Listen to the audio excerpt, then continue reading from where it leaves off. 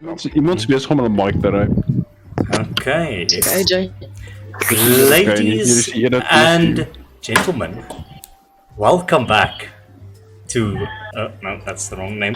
To the Brass Gasconade, our first session for this year, being episode 17 in this insane adventure that the HVC is attempting under the noses of the city of Zchester to hopefully do a bit of good as they move about their daily lives. But nonetheless, let's go to the intro, and we'll be right back with you all.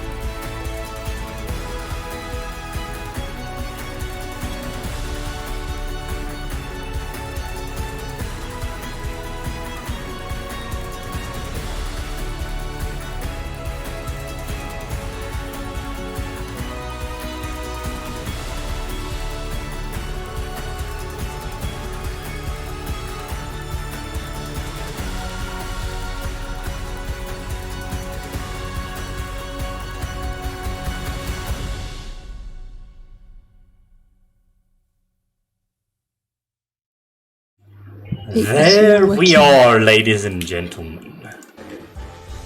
Now, without further ado, let's jump right back into the action in the Brass Gasconade. Last we left off the agents of the HVC, a group of people who have come together at the behest of Mr. Full-on Rainweaver to hopefully do some, or rather make a difference within the city of Zchester from the shadows.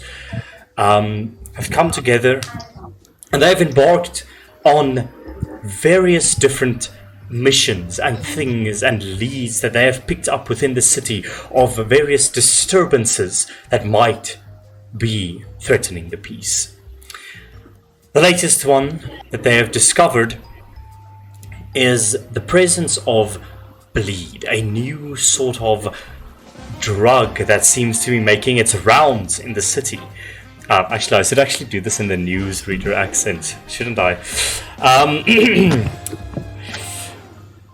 Lately, the HVC have picked up on a trail of this new illicit substance known as bleed, which seems to be manufactured within the shadows of Zchester. You have found it on many occasions to be involved with the local populace, but now you have found a clear link to a larger plot that seems to be brimming beneath the city. You have discovered a trace of bleed within the sewer lines below the city that stretch far and wide. Unsure as to exactly what the ramifications of this are, after some tests via Mr. Laura, you have indeed discovered that a bleed-type gas is permeating the sewers below. After Shiloh and Laura had created breathing masks for you all, you endeavored to go beneath the sewer line that discovered the true origin of this bleed gas that permeates beneath the city. Upon going beneath the sewer lines, you navigated through various pipes and tunnels filled with all sorts of mutant creatures that seem to have been touched by the bleed. As discovered previously, the bleed seems to have an accelerated effect on creatures that are not humanoid. It seems to adhere to humanoid cells, but it seems to crazily mutate those cells of other creatures. And so you had to fight giant spiders and mutated venom trolls and the like when you were down in the sewers. But as you went down there, you discovered a collection of kobolds that live beneath the sewers. And as previously discovered, or rather researched, you know that the sewers function as some sort of ecosystem that processes waste. The city employs various different creatures, some intelligent, some not, to process all of the waste beneath the sewers. And one of these creatures are indeed the kobolds, who are responsible for repairing the sewer lines. But it seems after meeting them, their leader had struck some sort of deal with the Luftriners to build a large brass pipeline that stretches far and wide beneath the sewer lines, spreading this bleed gas everywhere. To what end, you are unsure. But you did make a deal with the kobolds, saving their leader, and they allowed you to pass their encampment, as previously they didn't want you to go past them. But after you saved their leader from a venom troll that kept her hostage, you were able to move on and discover something truly terrifying beneath the city. There, in the lowest reaches of the sewers, you discovered a massive cavern, and within the middle of that cavern, a large, gigantic brass temple that seemed to have been sunk below the ground, and that seems to be the headquarters of the Luftriners. You noticed much movement within it, large shipments of bleed being taken to and from the station, but at the moment, from the distance that you are at, you are unable to reach it. But then, unfortunately, luck was not on your side this day, as the leader of the Luftriners himself, the colossal clockwork man known as the Clockmaker himself, seemed to be doing his own rounds within this specific pipe. And upon speaking with the elder of the kobolds, he learned that a group of people had somehow figured out that this was his place of business. And with that, he pursued you, and you came face to face with probably the most dangerous man that you've ever seen in your life. And with that, ladies and gentlemen, I think we are going to pick up in the brass Gasconade. I invite you all to fall back into this world of fantasy and mystery that we have created. If I can just get the sound thing to work properly. Yeah, listen to me.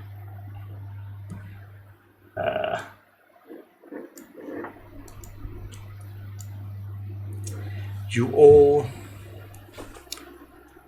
after the various adventures that you've had before, after accidentally discovering this weird link between the sewers and the bleed that you've been pursuing for quite some time now, you have made your way down here with your breathing equipment with about, let's say, 10 hours of oxygen remaining. And we're going to just recount the events that have transpired below here for just a moment. As you spoke to the elder of the kobolds, just see if I can find her name again. Did anyone note her name somewhere by any chance? Nope. Okay. Baron. Wasn't it like Miriam or something? Let me check real quick. Areas and missions.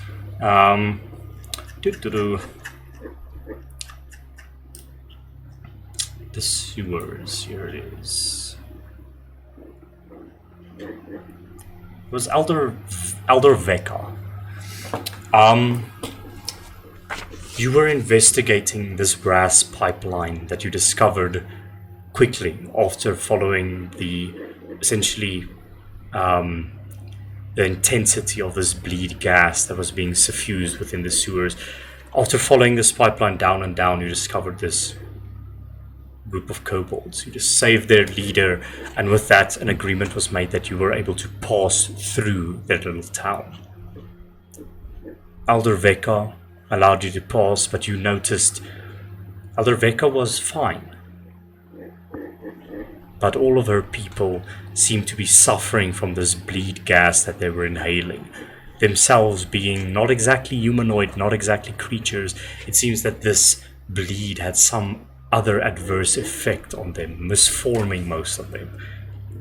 But Elder Veka definitely seemed like she was keeping secrets. She was manipulating her own tribe to build these gas lines. Whatever deal she had made with the Luftriners, you are unsure.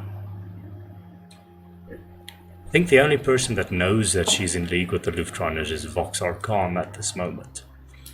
Because Vox, as we recount these events, you remember staying, or rather walking with your party down that large pipeline where you promised to go, where the brass pipe led. And as your party took a short rest, you turned around, wanting to take your fury out on Elder Veka and her manipulative ways. But as you got there, you hid, and noticed Elder Veka was speaking to a superior of hers, it seemed. A absolutely colossal, 2.3 meter tall, hulking figure of a man, made of clockwork, wearing a large trench coat that dragged behind him, a top hat that fell beneath his eyes, and his face, as he looked at you, just from some of the light that fell on it. We actually had a bit of a redesign for the clockmaker. As previously described, he had a crow mask that split into three. In fact, Vox, what you saw was not that, but a emotionless metal mask of a face. But not just one, 4. One face on each side of his head. And you noticed, as he spoke with Elder Veka, saying, I told you that you were not to allow anybody beyond this point. And Vox, as he says that, you notice his face shift, and one of the mouths on the side of his head, the one that looks angry, shifts to the front face as he speaks to this Elder Veka. Well, where are they now? So he's got like, does he have like slits in his face to like divide each? Yes, like yes. central of his face. So his face looks like a normal face, but there's another face on each plane of his face. So there's like where his ear would be, there's another face. Where the back of his head would be, there's another face, and where the right side of his head would be, there's another face. And there's all like these slits that it's like a straight line that goes like at the bridge of the nose through all of the bridges of the noses, and then the other one is like just below the nose where like it's the bridge of the lip and the nose essentially. There's like a slit that goes there, and you see that his face almost rotates, and whichever face is in front is able to essentially edit what emotion he is showing on the front of that face, because otherwise he wouldn't be able to show emotion. He's a straight up robot, it seems. He says, I told you not to allow anyone beyond this point. His face shifts. The Veka goes, Yes, I know, Master. I'm quite sorry, but they were quite powerful, and they took on a venom troll by themselves, so I let them pass. But it's fine, They're trapped there now. Now I see it. They're quite easy pickings, whoever these interlopers are, who seem to have been Snooping around in your business, yes. And she sort of looks away. Well, I suppose that you are right. Let's find out who they are. Teach them a lesson. Why you do not interfere with the affairs of the Luftreiners. And as he stands up to his full, almost 3-meter height, turns around, and the other individuals with him, who you remember to be these 4 crow-masked individuals, but they wear pure white uniforms with black lines here and there, turn around and follow him. And by the right side of him, there is this youngish individual with white hair and a lab coat and a scar over his face. And he says to this large-hulking individual, "Who do you think they are? I mean, would even have the audacity to make it this far into the sewers? It does not matter. We will deal with them." And these hollow, reverberating metal footsteps begin to make their way towards the door. And Vox, you're behind a barrel or a crate or something, just looking in by the tent flap of the door of the little hut tent sort of thing where the elder is. What do you do as this large individual goes by the door? Do you remain where you are, or do you make way? I am as indistinguishable as a fly on a wall. I do not move. Okay. Although, I will ask, I'm gonna attempt to do detect magic on him, just to see what's going on there, but I'll try to do it as subtly as possible. Easily enough, you detect basically the absence of what your power is, and you know that to be magic. And he walks, and as he goes past you, you notice all of the clockwork, the pneumatic components. You hear as he walks the ticking of a clock and the moving of infinite small mechanisms within him. As he walks past you, you detect nothing more than the innate magic that a single individual would have, which is near nothing. He does. So that does imply that he may have some organic elements within him. Perhaps. You do detect that he is a person. But he may be extremely modified or augmented. It is unsure, but this massive figure walks past you with your nat 20 stealth check that you got last time, and they head off deeper into the tunnel, following where your allies went. Do you remain here? What do you do, Vox? I think in a moment of realization, Vox just kind of stretches out his hand in the direction of where his comrades went, and then you just hear the latex squeeze on his glove as he, in frustration, just closes his fist again, knowing that he can't really rush back to warn him without alerting the clockmaker. But then he just kind of lowers his fists again, and then he remembers about our little feathery friend over there, who was willing to essentially almost kill off her entire settlement for some form of compensation.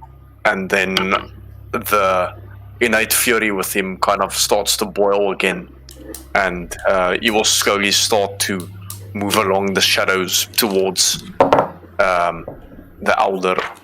Okay. Going off your nat 20 stealth check, you notice the elder speaking to Yolana, the elderly advisor to her. She goes, "Oh, that guy is extremely imposing when you speak to him. I feels like I almost died right there, to be quite honest." Yes, I know, madam. But there's not much we can do. Let us just keep on with our work here. He has promised us great things, so let's focus on that. Yes, that's right. He'll sort out his things. We just keep on building the pipelines, and we'll be fine. Well, no, we'll be more than fine. We'll live lavish lives one day. Yes, of course, madam. And Yolana, I think he was sort of a white-scaled kobold, walks out of the room. You can see the elder just breathes out heavily and takes off her feathered, like very extravagant crown and puts it to the side. And you can see there's like a bed and a few things in here, and she walks over to it, and she sort of like seems to be getting ready just to lay down after everything she's been through. You're completely hidden from her. Okay. I think I will stay. I'll stay hidden for another hour or so. He'll just wait for her to like blow out all the candles, and then when it gets real silent, then he's gonna make his move. Okay, so she so if you're gonna wait there until she falls asleep, she seems to be getting ready for bed, but you know that she just sent this large clockwork individual along with the lab coat science dude and those other 4 individuals down. So it seems like she, as she sits in a chair, her leg is tapping restlessly, possibly even an insight check, actually. Okay.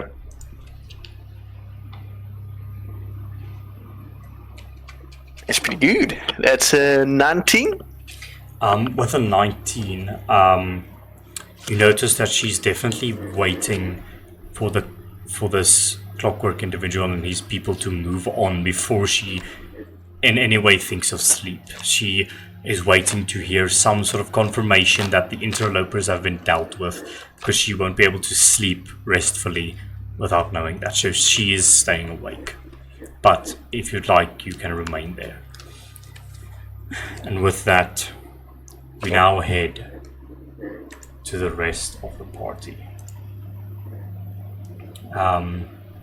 You all are walking after taking a short rest, noticing that Vox is gone. You continue on into the large pipe with the almost river of sewage running in the center of it. You walk for 10-15 minutes, then eventually, as previously described, you arrive at the edge of the pipe, and it's just a straight downfall into death below, it seems, as the river rockets over the edge, just disappearing into the darkness. And about 300-400 meters from that, you see elevated from this massive, absolutely gigantic cavern of darkness, you see elevated on a platform in the center there, 400 meters away in the center of this cavern. And this cavern is massive. I just want you to understand the scale of it. There is a gigantic temple made out of pure brass and brass ore. It seems that the platform is just these rocks of zinc and copper ores that have mingled together to create these almost greenish, yellowish rocks.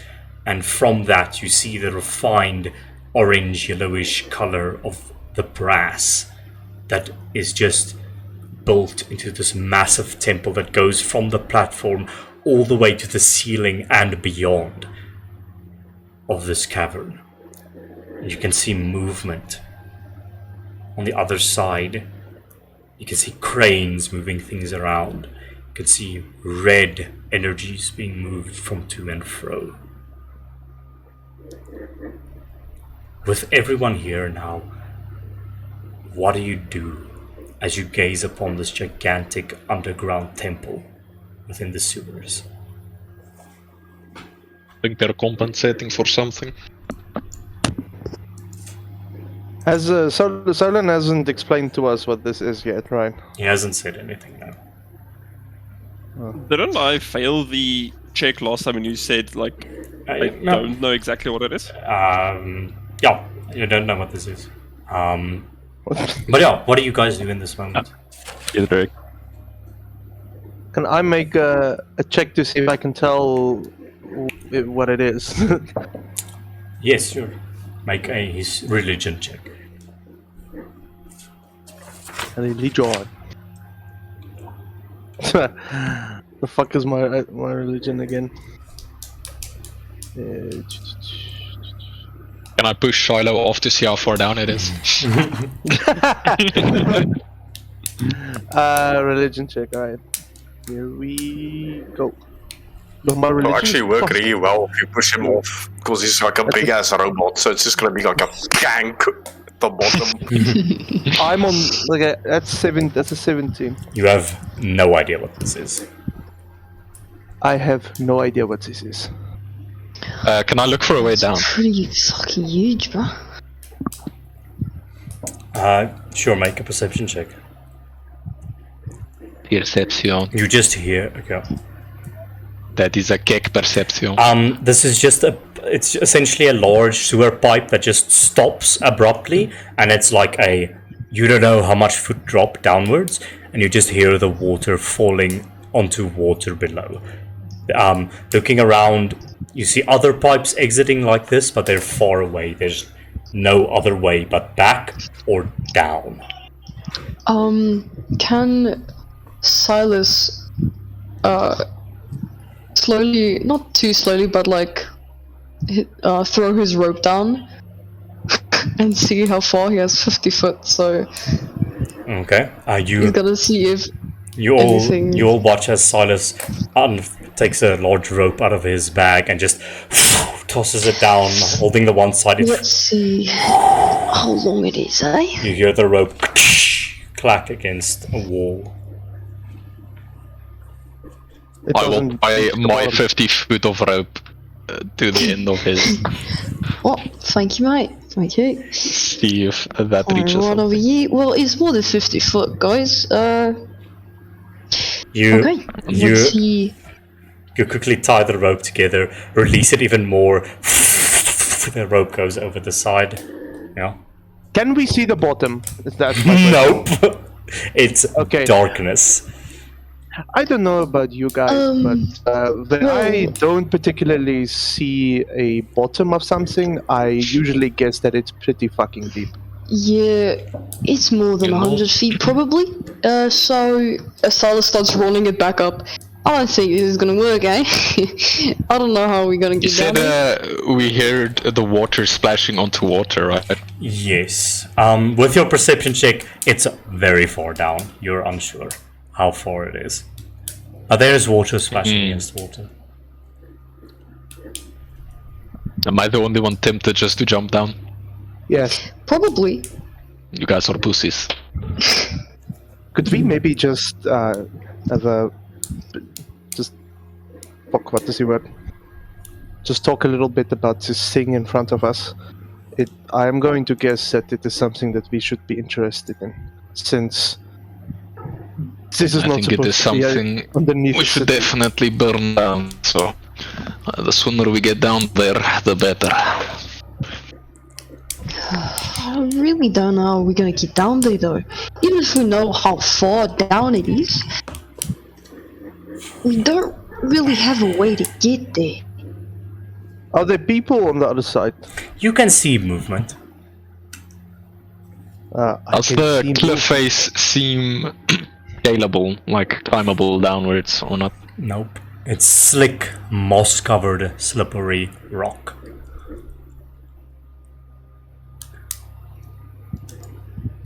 As you all stand here contemplating, you all hear from far away.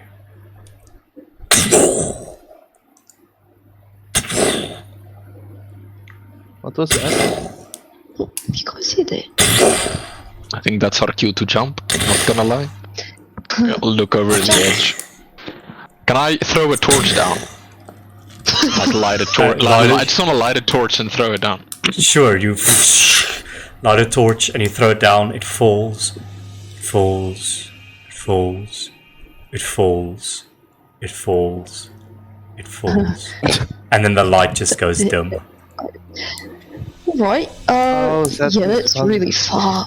And then you all hear this reverberating echo coming from the pipe you had just come from.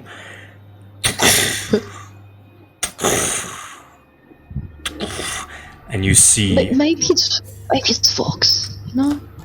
a figure. Yes, because these want to make sound. Oh, that's not Fox. Well, Sergey is very tempted to jump. well. Who might we have here? Interlopers messing around with my affairs, and all of you look back into the pipe. Now, the first thing you see are the two almost piercing blue glowing eyes that come from beneath a almost emotionless metal mask on the face of some massive individual. You know, I would rather call us like casual explorers, travelers, interlope. You see this individual take a breath. His shoulders are extremely wide, his head seems proportionately small to his body, and fanning out to the left and right of him, you see these four crow-masked individuals that are wearing all white clothing with a few black lines here and there. You notice they have guns by their sides, and you also see stepping out on the right side of the clockmaker, you see an individual wearing a white lab coat, the scar over his face. And this large individual walks closer. He's about 40 feet from all of you, and you watch him. You don't see his arms at the moment, you just see this flowing trench coat. Please identify yourselves and take into account that whatever you are about to say next might determine if you live or die.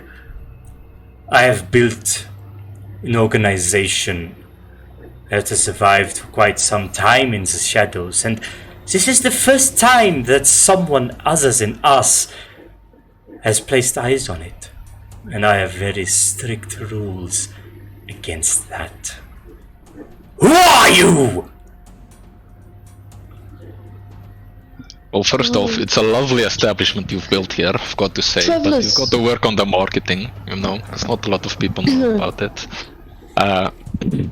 But yeah, we're travelers, like Travelers. he said. Explorers, you know, he turns to the nearest person and whispers, "Who's the explorer?" I would say Alexander would give Sergey like a slight glance, and he would like slowly take a step backwards. Like I presume we're facing him, so a step back towards the edge, like slowly. Where do you think you are going? Who are you? Nowhere. Who do you work for? Is it the nobility? Is it the government? I'm going to need answers, because right now your silence is not speaking much volumes for your survival. We're mostly unemployed Oh, so travelers. a bunch of unemployed travelers have somehow found their way down to the centerpiece of my organization. We really like exploring. So, just so we're on equal terms, who might you be? Now. You're being very rude there, Mr. Augmented. I asked you a question Keegan. first. Yes. I just want to establish something. The Luftheimers did give me their leader's name before when I met them, Yeah. right? You saw the name on a piece of parchment, I believe. And No, but the other people no, that's but when we spoke with the Luftheimers, yeah. that's that. I remember Yeah, they they told did. me. They did did tell speak me. of the clockmaker. Okay. In that case, after Sergei asks him and he refuses to answer, Charlotte's just going to say, I believe he goes by the name the Clockmaker. Correct? You And know, he just stares you hear, the fellow robot down. and the top brow of his face like spins around and switches to one where the brow is furrowed. It seems you indeed know a lot more than you should. Yes, that is me. What else have you heard of our little organization?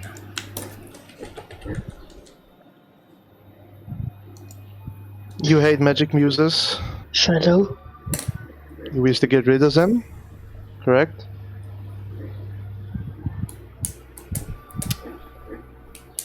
In plain terms, yes. But it is much more than that. But you are not at the liberty of asking these questions yet. But you do intrigue me. Who are you? Keegan. I ask again. Sorry. Ah, yes, it's okay. When we were building that house in the town that got destroyed or whatever in that part, we met a guy that was like he worked for the clockmaker, I believe, if I remember correctly. We met him at the tavern. Yeah. But was he just like a normal subordinate, or was he like his number 2 or number whatever? Yeah. Like, He I mentioned can't remember that how high up he was. he never told you how high up he was. He said he just... Oh, okay. So, do I see him among the people that's okay, well, they have crow masks, so I can't really tell. Nope. Okay, never mind. Ask you again, who are you? Who do you work for? Where do you come from? These are questions that I've needed answered on yesterday already. I'm getting impatient. You, bald one, what is your name? Let's start with you. Shadow. There's multiple bold people. Yeah. The one that's so... Knowledgeable, yes, and blue art cover, yes, you can go on, yes. Yes, In much as Shiloh. the one with the big mouth. What is your name? I think Charlotte just stares him down and says, kind of looks him up and down. He says,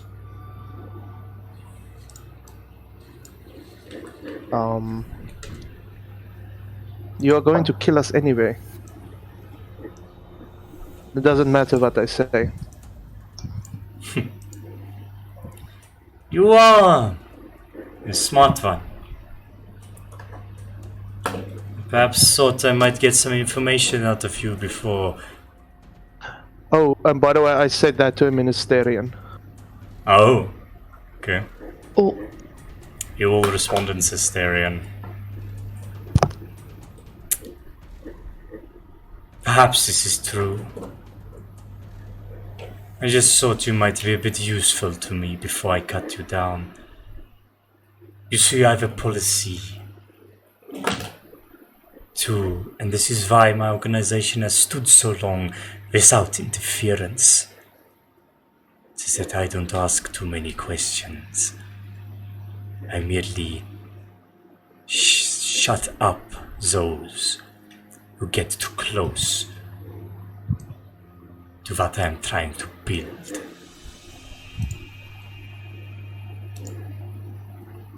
Sorry, just in common for those of us that don't speak asshole. Sorry. He's going to kill us. Doesn't No, but then matter he what won't say. be sure if we have people waiting for us on the outside that know just as much as us. I don't think he's buying your bluff, Sergey. You're not making it. Not after that, slaps Alexander over there. Alexander will take another step backwards, very slowly. Yeah, Sergey will join him. Right, well, you know, it's been fun. Bye. Sergey is just gonna jump backwards. Alexander will join him. We're gonna die. You'll watch. You'll watch. I guess Shiloh follows. You'll watch as this individual throws open his cloak and he says, "Don't worry. I've been looking for a bit of target practice today," he says to the person next to him, and you watch once again his right arm transform with the most intricate clockwork, Shiloh, you've ever seen in your life. Just perfectly form into a chain gun of sorts, and and it just starts spinning, and you know, like those super high-tech things that they put on helicopters that, like, it doesn't sound like bullets that are shooting, it sounds like you know, like that. That's what this thing sounds like. It just goes and you're all Wait, has Sergey jumped now, or is this happening before? This is while you're jumping. He sees you're going for a move and he just goes he starts laughing and he says, "It seems that you're embracing your own death. Let me give you a gift." And he just begins firing on all of you. Those who are... Reaction shield. This is a dex save. So he unleashes bullets upon you. Those of you, what are you all doing? Are you all jumping down, or are you trying to stand your ground? Or what is happening right now? No, Shiloh was also definitely following in the footsteps of the barbarians, aiming for the cliff. However, I thought that we were just gonna once again be shot down like the last time, so I don't really know what we are doing. Yeah, no, exactly. So that's why I also just jumped. I mean, okay, so with that, the bullets go flying. I think what happens is, just so that we can keep it sort of congruent to what happened last time, is you go to turn around, you go to run, and you are all being filled with bullet holes. You're being dropped one by one, and I think I'm just going to sort of explain this cinematically. Alexander, you notice your allies are going down one by one, and you go, "Shit, let me defend them while they go away," and you rush the clockmaker. And with your axe held high, you bring it crashing down, but he brings up an arm, and as your axe collides with his arm, the axe shatters into a million pieces, and he says, "I commend you for your bravery," and you watch his arm transfigure, and he punches you, breaking your jaw, and you fly through the air, landing limp by the rest of your allies. And a silence fills this chamber after the much gunfire echoed through this room. And Solon, with previously stated that crazy nat 20 stealth check, you are the only one who was able to hide that you are not dead. And you hear the clockmaker saying, "Well, Doctor, it seems that we're going to have to revise our security plan a little bit. Perhaps we should station guards here or something, but let's review that, shall we? We've got many plans hinging off of this. We are so close to what we want to be doing. People like this aren't allowed to be interfering anymore." Well, of course, sir. I agree. They turn around and they begin walking back. And Vox, all the while you were stealthed, observing Elder Vecca, you hear coming from down the pipe and bullets impacting, and impacts of like some limp body falling on the ground, echoing through the pipes. Fox almost kind of like jumps from where he is, since he was so transfixed on the lady, and now he just hears that echo. His face just kind of like switches towards that direction, and for a last time he tries his best to reconvene with Sylvester. I believe Sylvester, as you try to reach out to him, you hear him ding ding ding ding walking through the pipes. Fox, I think I see and the line goes silent. Fox just kind of takes 2 steps back, realizing that that's a lost cause, and now he's just gonna try and after hearing that, he decides to lay low a bit more, and he just like sticks like a gecko to the wall wherever it's the darkest and just waits. Okay. 15-20 minutes go by, and Vox, you hear the clockmaker walking back into this place, and I'm gonna ask you to make another stealth check for me, please. Okay. I'm going to cast invisibility on myself. Okay, you'll have advantage on this. Okay.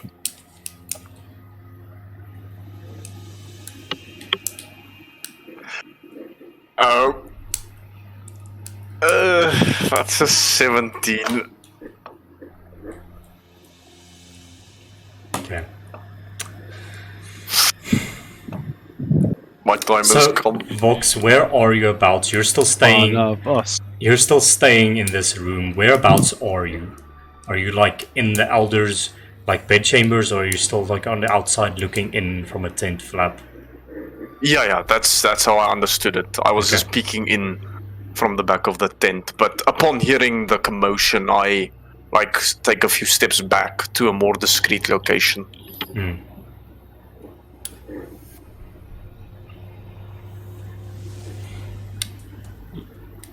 You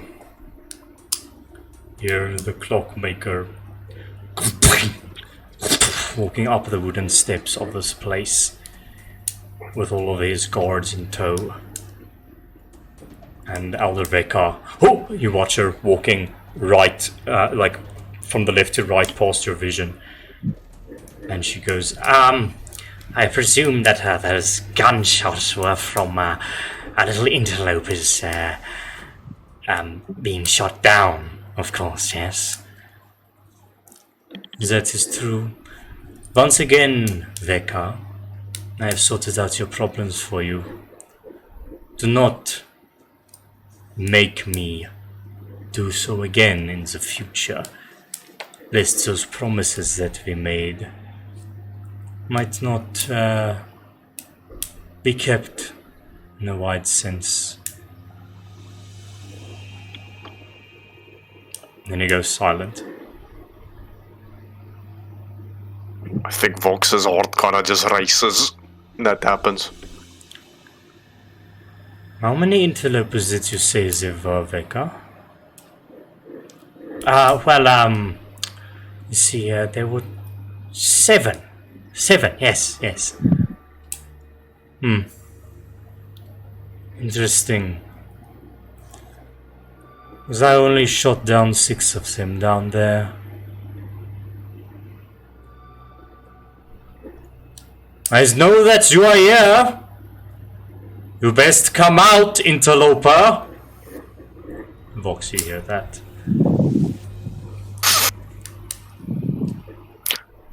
I run. You fucking coward. I fucking speed. Where to do you run? I am zooming towards the main exit. Because you're going opposite from where your allies are. So you're going back to the actual exit of this place. No, how I understood it is the kobolds' settlement was kind of like in a closed off area, right? And then there was like an entrance into it. Yeah. I'm just gonna, for the time being, just zoom out of there and just hide behind the corner. And then I'll see what happens from there on. Okay.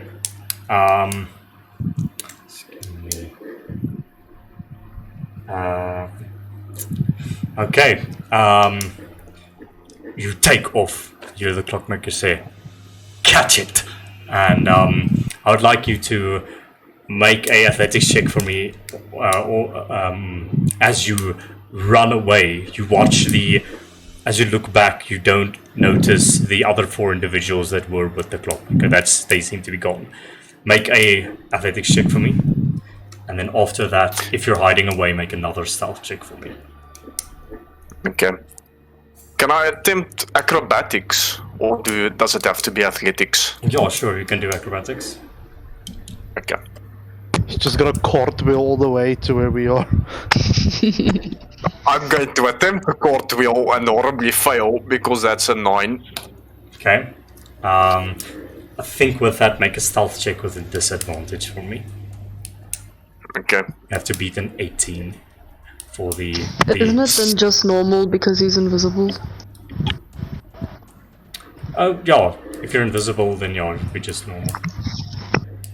I think I was not expecting him to like call me out, so when I turn around to run, I just trip over a box and I just kind of. I think that gives you away. Maybe he wasn't even sure if you were there, but he wanted to test the waters.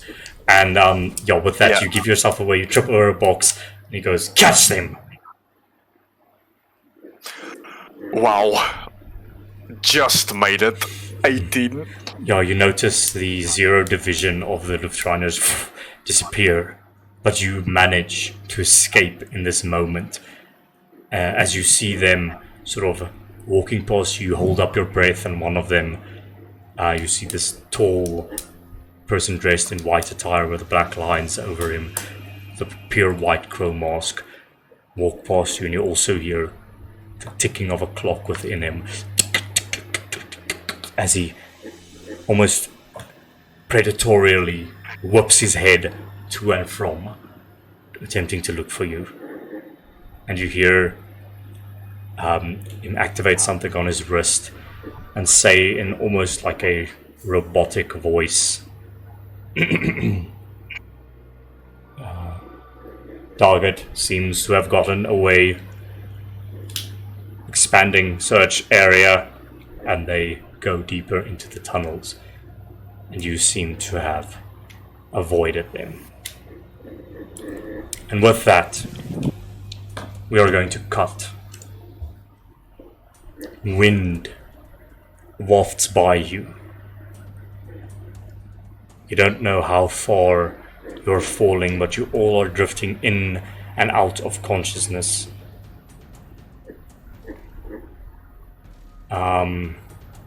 Oh, yeah, you didn't jump yet, sorry. Yeah, I'm on an 8, say. Sorry. Holy. I mean, we can just skip the And, roleplay part and just go to And, sorry, you all lay there, bloodied and bruised, barely alive. But you all know that surely, soon, you're gonna be dead.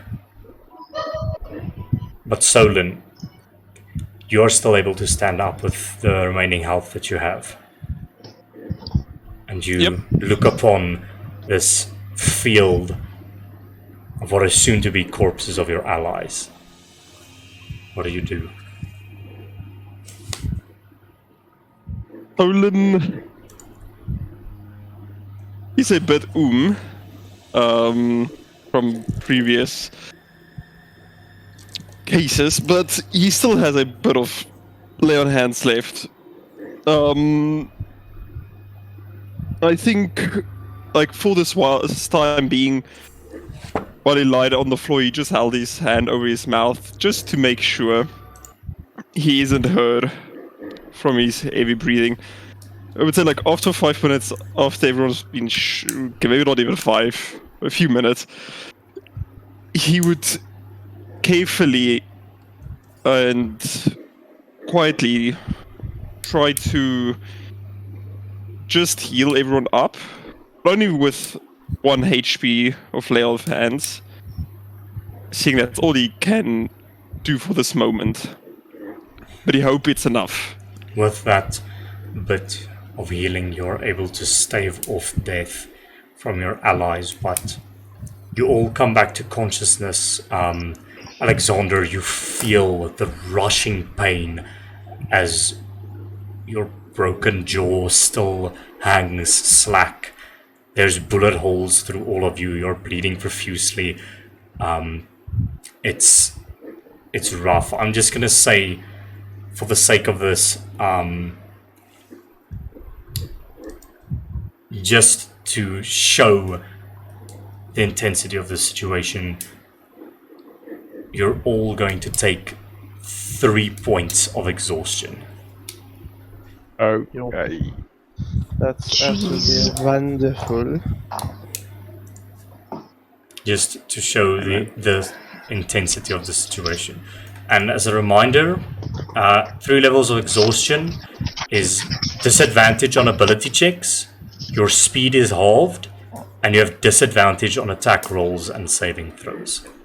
So that is sort of what you're that's sort of what you're dealing with now. Just bleeding profusely, barely keeping yourselves together. And as you all sit here or whatever and come to consciousness with the clockmaker seemingly not here, what do you do? They're alive? How's that even possible? I didn't die. I just hid it in between your corpses and waited for him to leave. Well, I'm glad we could help. I'm glad I could help. It's a pleasure. What? Yes, thank you. The fuck? That was way too quick. Do you see that? What was that? No. I haven't didn't seen even technology like that in ever. It was some of the most intricate, extravagant, complicated piece of machinery that I have ever seen. Alright, try not to get the whore down, okay? I am a machine. Sergey I'm goes to help always Alexander hard. up. Alexander just says, no. Because my jaw's broken. Oh, that does not look good. I smack his jaw to try and get it back into place. You hear this horrible cracking sound. And Alexander, though it hurts like a motherfucker to speak, you're able to speak. Fair enough. But Alexander is very upset. He just holds in his one hand like the half of the what do you call it? Like the handle of his axe. And just like the rest of it's in pieces. This is not good. We really Well, we can't really go back out that way. That's where he went. Am I the only one that's worried about Vox being in that direction as well? I haven't heard any shots. I'm pretty sure Vox is fine. We need to get out of here. I agree with you. I'm gonna have panic attack. We need to get out. That was way too easy. What the hell? Alright, calm down, calm down. Calm down! We were just killed, bro! One shot! Are you kidding me? Knocked unconscious, okay? We weren't killed. Like, We would have been it's dead just... if Solon didn't survive this. Don't you get it? You may have been brought to life once before, but it wouldn't be a second time. You do understand that, right? Yeah, alright. And what's panicking gonna do help us now? What's doing nothing gonna help us right now? We're not doing nothing, we're trying to think of a way to get out of here.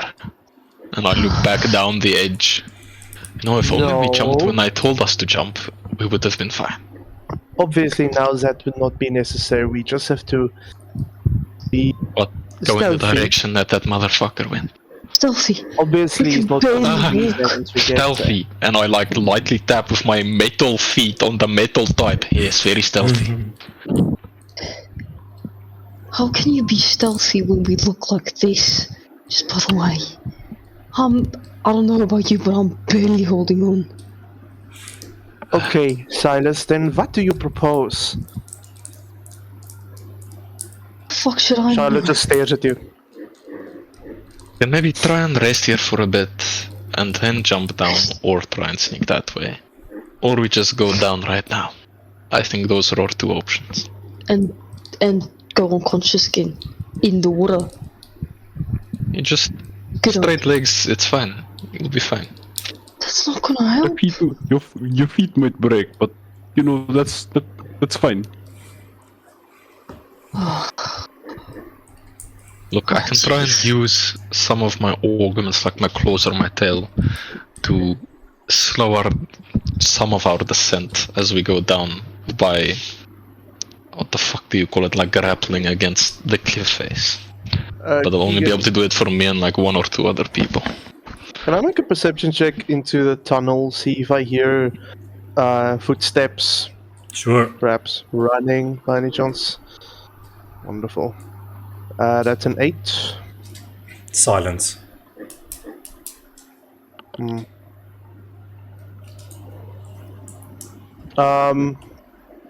Shallow is going to... I actually wanted to do this when Vox is here, so but whatever. Well, if you all insist on jumping off of this fucking cliff, I'm obviously going to have to make sure that we don't die again. And Shallow is going to just go to... How many people can I choose up to 5? How many people are we at the moment? 6. Yeah, but I think it's okay. you and Plus 5 myself, people. yeah. So Vox wouldn't. Vox is going to have to figure himself out. Charlotte just like he goes through all of you and he kind of touches all of your backs. You just feel like a rush of like a tiny rush of magical energy just go through you, like electrical pulses going through you. And he just goes through each of you, and I cast Featherfall, but you all don't know this. That's not a reaction. We're flavoring it, I assume. Okay. What? What? It's Featherfall is after you jump, you do it as a reaction, but it's fine. Continue. It's flavor. Yeah, we're flavoring it like this. It's flavor. Okay. And Charlotte, as he finishes with the last person, he goes to the cliff, just like turns around and he says, "Well, what are we standing around for?" And he just What do you mean? falls Alexander. backward. Alexander sees him do this and he gets like a broken ass smile. And he just follows. Hell yeah, Charlotte disappears. You crazy? No. Oh, Okay. is everybody jumping? No, Alexander is jumping. He's gone. Alright, let's go. He's following.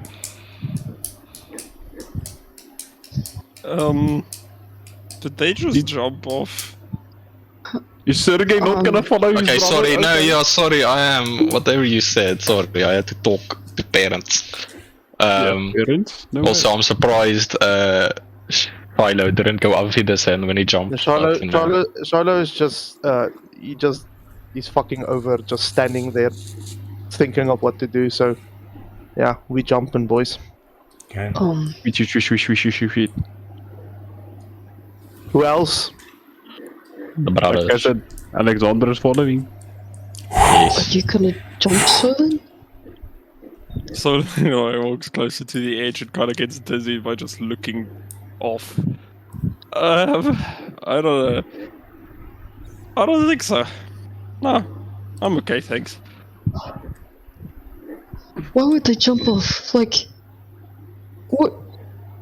You notice them not falling at the pace that they should be falling. They're just sort of like drifting down like feathers. Come! The fuck? And just Alexander, just hear an echo Echoed into the abyss. Come. You just like an echoey voices. Times like this that I wish I had something to drink. I don't know about you, Solon, but it does seem like they're falling that fast. You might guess. You can still hear me. You can tell us that they are not falling very fast. Alright. Don't hate me. Silas pushes Solon with him as he jumps. Okay. Yeah. Woo! I'm gonna do a Bro. like resisting like Okay, so it's going to be athletics check yeah. from you, Solon, and then athletics or acrobat. Oh no, yeah, it would be athletics from you, Silas. That's gonna be so funny. Disadvantage for both. He just moves out of the way.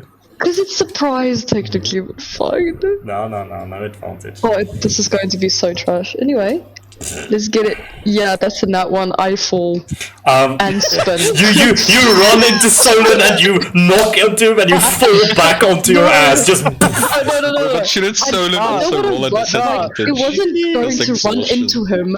I was going to, like, push him whilst I was jumping okay. over myself. So you just and you're I'm stopped. just slipped. And I'm just like, what? And funnily fall, Shouldn't I guess. Solon make it at disadvantage because exhaustion? Yeah, Doesn't that's matter, both it's not gonna matter. must make it a disadvantage, so it's fine. But yeah, you go. You try to knock Solon off the side. You're able to do it. You slip. You fall. Your ass hits the side, and you go falling off, spiraling out of control into the abyss. Much, but okay, thank you. And Solon, you just stand at top there, seeing all of your allies drifting down like feathers into the abyss. Solo like puts his end on his head and like he's walking like back and forth, contemplating. Silas will scream, if you don't land like a feather, I'll catch you with like a something. Sergey starts laughing with the idea of Silas catching Solon. Don't laugh. I actually have something on my sleeve. Alright. Solon! It's not the muscles. Silas slowly looks towards Sergey and just like glares at him. Solon just like closes his eyes and like just walks forward. As you close your eyes for a brief moment, you're in a moment. You're standing on top of a bridge, middle of the day, with rampant rapids flowing from beneath. And there you also close your eyes and jump. At this time when you jump, you now go back to the present. You're not jumping. You're jumping for a different reason. Not to get the easy way out, but to live for another day. With your eyes closed, you step off of the edge. You think you're gonna fall fast, but actually you just gently glide down. Gravity almost warped by the spell that you know Shiloh has placed upon you. And you all drift down and down. And eventually, you all land within water beneath. And it's dark. And you feel movement. You're being dragged along with this water. Can Silas take out his blade? Light will shine, bright light will shine in a 15-foot radius, and dim light for additional 15 feet. Okay. bluish light shines from where Silas is. And yeah, you can all feel there's a clear stream to this water, and this water smells disgusting. But there's a clear, like, flow to this water. Do you all do anything, or you just go with the flow? Silas will look like in the light and just see if he can recognize something, I guess. Yeah, it's The pathway towards the stream is going. Hold it closer to Alexander's or Shiloh's head. Their boldness will make it reflect more. That's not how it works. I'm sure even if I could comprehend humor, that would not have been funny. It wasn't. Alexander would look for like a ledge or something, like something that can, so that you can pull like himself out of the water, if that makes sense. It's dark around you. You leaped into the middle of a black abyss. There's nothing around you right now. Even with the light of Silas's thing, it's almost as if you're in the middle of the ocean in the middle of the night. That's the vibe that you're getting now.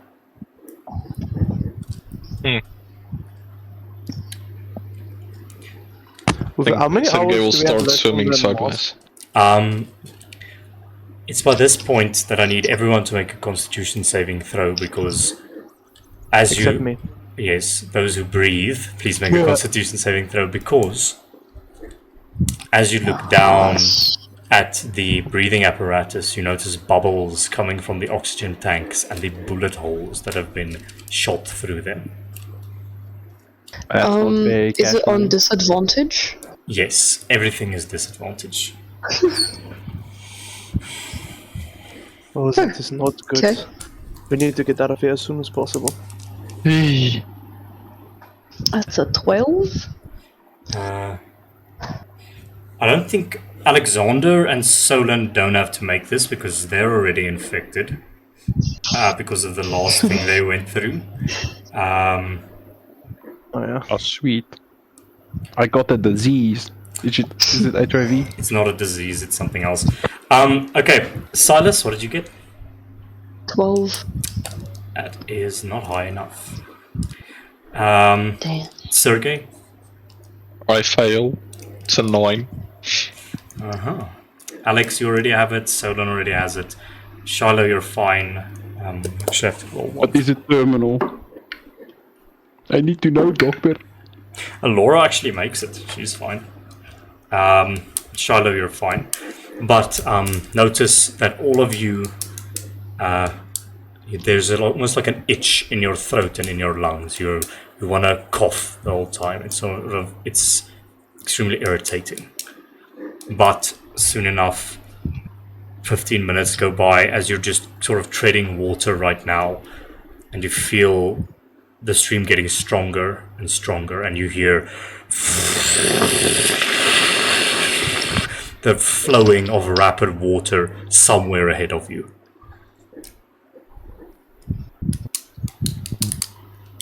Does it sound like the water is dropping down? A little bit, yes. Inside the water. Hey, you can inside the water. Make an insight check for me. Well, there is light shining, you know. Only in a 30-foot radius, it's not far enough. 15 feet. 50 disadvantage. I guess. Yeah, everything is a disadvantage now, guys. Okay, Yeah, you notice blood just pouring in the water as you're drifting through it from your own bodies, so it's hard. It sounds like rushing water, so maybe not. But you hear, and before long, the light now shines upon this, and you see it's a large archway into a smaller pipe, and you all rapidly get sucked into this pipe, and it goes at an angle downwards, and you're all now going ass over tea kettle, just through the water, and I need everyone to make athletics checks. Or dexterity, or athletics or acrobatics checks. Athletics is to go against the stream to dodge the obstacles, or acrobatics is just sort of like going with the stream to try and dodge all of the obstacles. Disadvantage. Oh, I am gonna rage to make it a normal roll for me. oh no. Wow, you coward. Shut up. One and then 20. Oh I'm dear. like raging and using my claws to try and help me fucking navigate this shit. Okay. Sergey? 13. You're fine. You're able to you see as you're pushing to this rapids, even though Silas is going a bit sporadic now within the water and the light isn't that clear, you see clearly approaching you is a rock, and you push off of the rock with your athletics, not taking damage from that. Silas? 7. You take 6 points of bludgeoning damage as you're. It's drowning. You all. So Sergey, as you push off of that rock, you look back at Silas and you see him slam his head against the rock, and he goes unconscious, dropping his sword that goes beneath the waves, and he flows unconsciously through these waters. Sir Alexander? 10. 10 is good. With Okay, cool. you hear the slam of Silas's head against the rock. He drops his sword and his blade goes flying through the water and directly towards you, but you push off against the wall and the sword clanks against some of the bricks there. You dodge that. Solon. Isn't it shining underwater? That's It pretty is. funny. It is. Net 1 for a 9.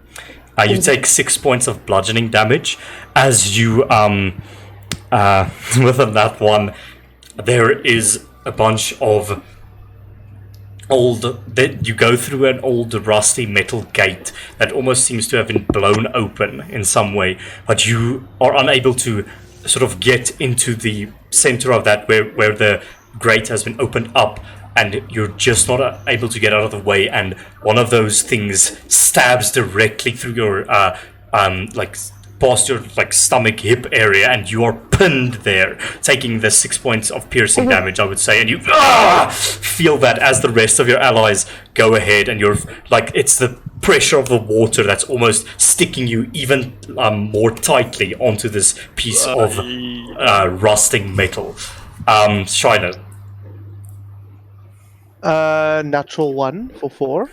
No. I die, by the way. I die. Because I'm 280. I think we don't see where Shiloh takes damage, but Solon, as you're stabbed onto the metal, you have to grab it. You almost don't want to touch it because it's so rusty. You just see Shiloh floating face down in the water, just going past you.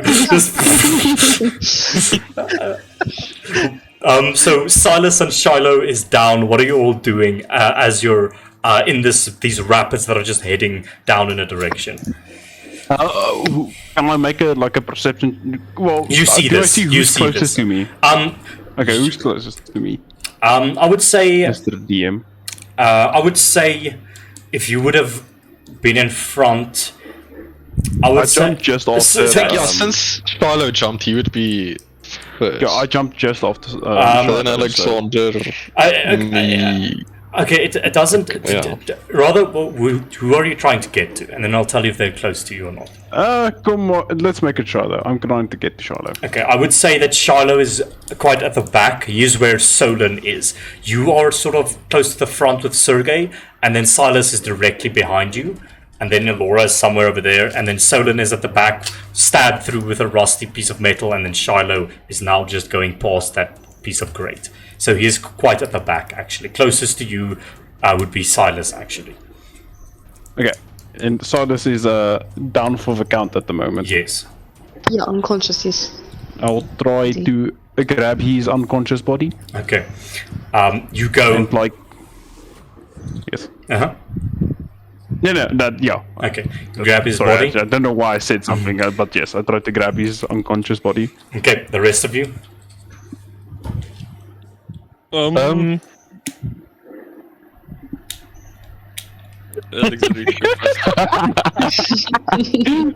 Fucking Jesus. Is Alora behind Solon them? No, she's just in front of Solon, and then. So can she try and help him or not? I don't think she has spell slots left, but she could. Alright. And Solon is unconscious. No, Solon, how are you looking? 10 health. Yeah, he's fine. He's just stabbed through. Then you're fine, bro. Can I try and because I raged with my claws, can I try and dig into the top of the pipe with my claws to slow down a bit until Philo is in the vicinity for me to be able to assist him? Dig your claws in. The stream is strong, but if you were to dig in or something like that, it wouldn't be too hard to. I think it's strong because you're the only buoyant. You're the buoyant inside of it, so there's nothing to stop your flow. But yeah, easily enough, you dig your claws into the side, and you see Shiloh now flowing down river is coming close to you, and he gets next to you. Yeah, so I just wanna help him, I guess, not bump into shit while he's unconscious. Okay, so you go potato sack him, and you continue on with the stream. Yeah. Okay, so Solon, what are you doing? The Solon is impaled through his side. Yep. Currently. You said his pipe is rusted. Can it try for now, just maybe break the pipe off? Okay, just try to get moving again. You can make it's your choice of athletics check or strength saving throw. Athletics or strength save? Yes. Okay, I'll do the athletics. At disadvantage.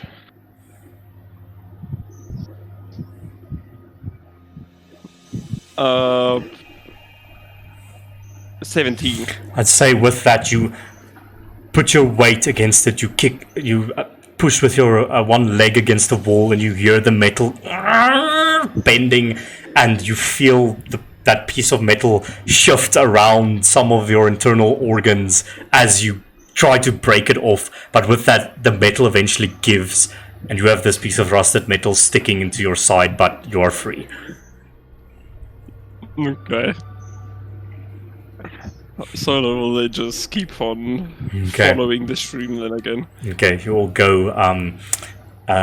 Is anyone picking up Silas's sword? Because it is now wedged into the wall somewhere, and it's just glowing there, or just. If Solon sees it on his way, past it, seeing he's a bit behind now, he'll try getting it.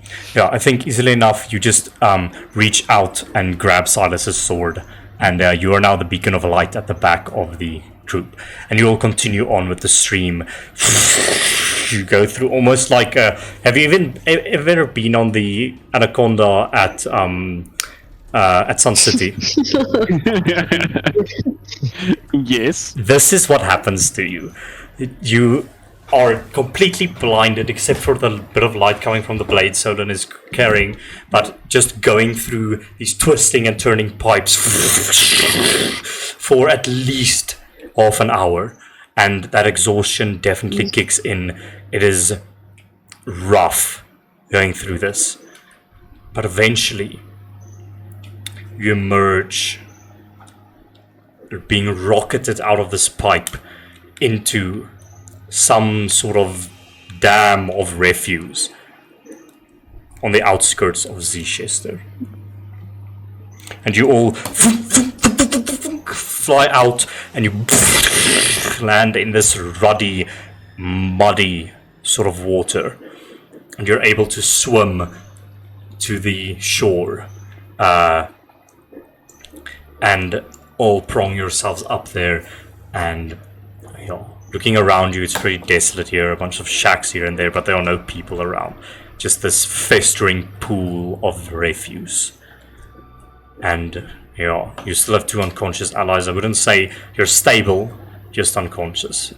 What do you all do as you emerge into the light of the twin suns again? I think by now the sun is definitely setting. Solon has 2 more health to give from his lay on hands. So I think he'll do that. Completely exhaust himself, healing them once again. Okay. So just 1 to each of the unconscious people. Okay. What happened? Silas, you feel warm red flowing down your head. He We went out again. lightly touches it. It looks at his hand. Lovely. Lovely. He checks his swords and only obviously feels like anyone see my sword? He frantically just looks around, splashing in the water that is possibly near them. Shiloh immediately just stands up, doesn't really thank Solon or anything, and immediately just starts to scout out the area, see where they are, what's around them. Sorry. Go for it. I believe this is yours, Silas. Oh, Simon no. just pulled out the sword from his back. He quickly takes it and just examines it. Oh, okay, it's fine. It was hidden between his ass cheeks. It's okay. Poland would then also thank pull you. out this pipe from his side, or at least attempt. Oh, that doesn't look good. Solon, you pull it out and blood just goes gushing. Make a constitution saving throw for me, please. You will watch Solon pull out this rusty piece of metal and blood just goes gushing out of his side. Disadvantage You know there. nothing of medical. Supposed to pull things out. It's a 9. Solon, you become poisoned by the rust, and you feel dizzy, and you go sort of I don't feel so good, and know that you're about to pass out in the next 10 seconds. Maybe you should sit down, bro. I'm good.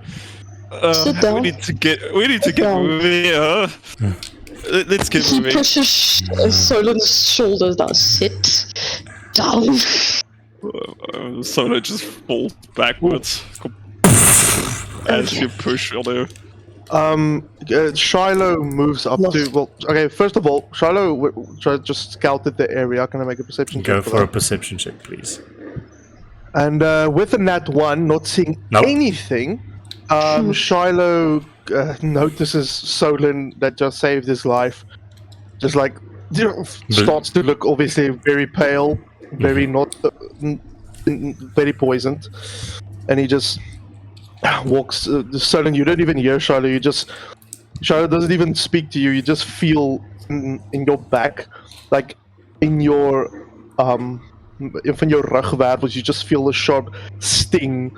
Shiloh put his index finger on top of your back, and something very sharp just shoots from into your back, and he's going to cast protection from poison that neutralizes poison. Okay, and with that, the rust that almost has been forming around that wound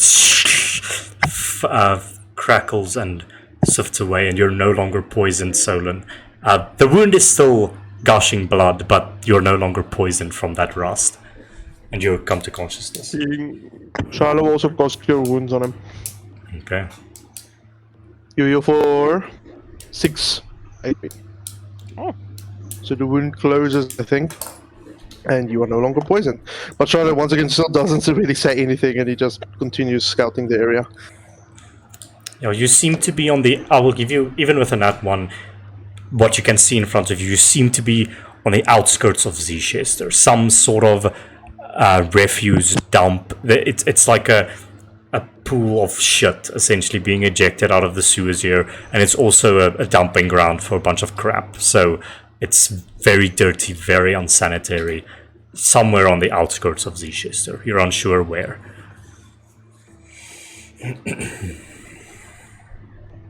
And I think from that we cut. Vox, where are you at the moment? I think there's just this rusty string together pipe, parallel to the wall, running in the same direction as the brass pipe is leading, and Vox has just like kind of wormed himself behind that pipe. It's kind of awkward. You can still see his boot like sticking out at the one side, and his cape is a bit strewn about, but he just patiently sits there and does nothing, just waiting for the assurance of the big robotic figure being gone for good. I think after some time, you know that he has left this place with his brigade.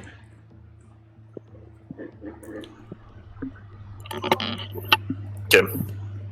I think he'll just peek out and do a perception check, Okay, just to be sure.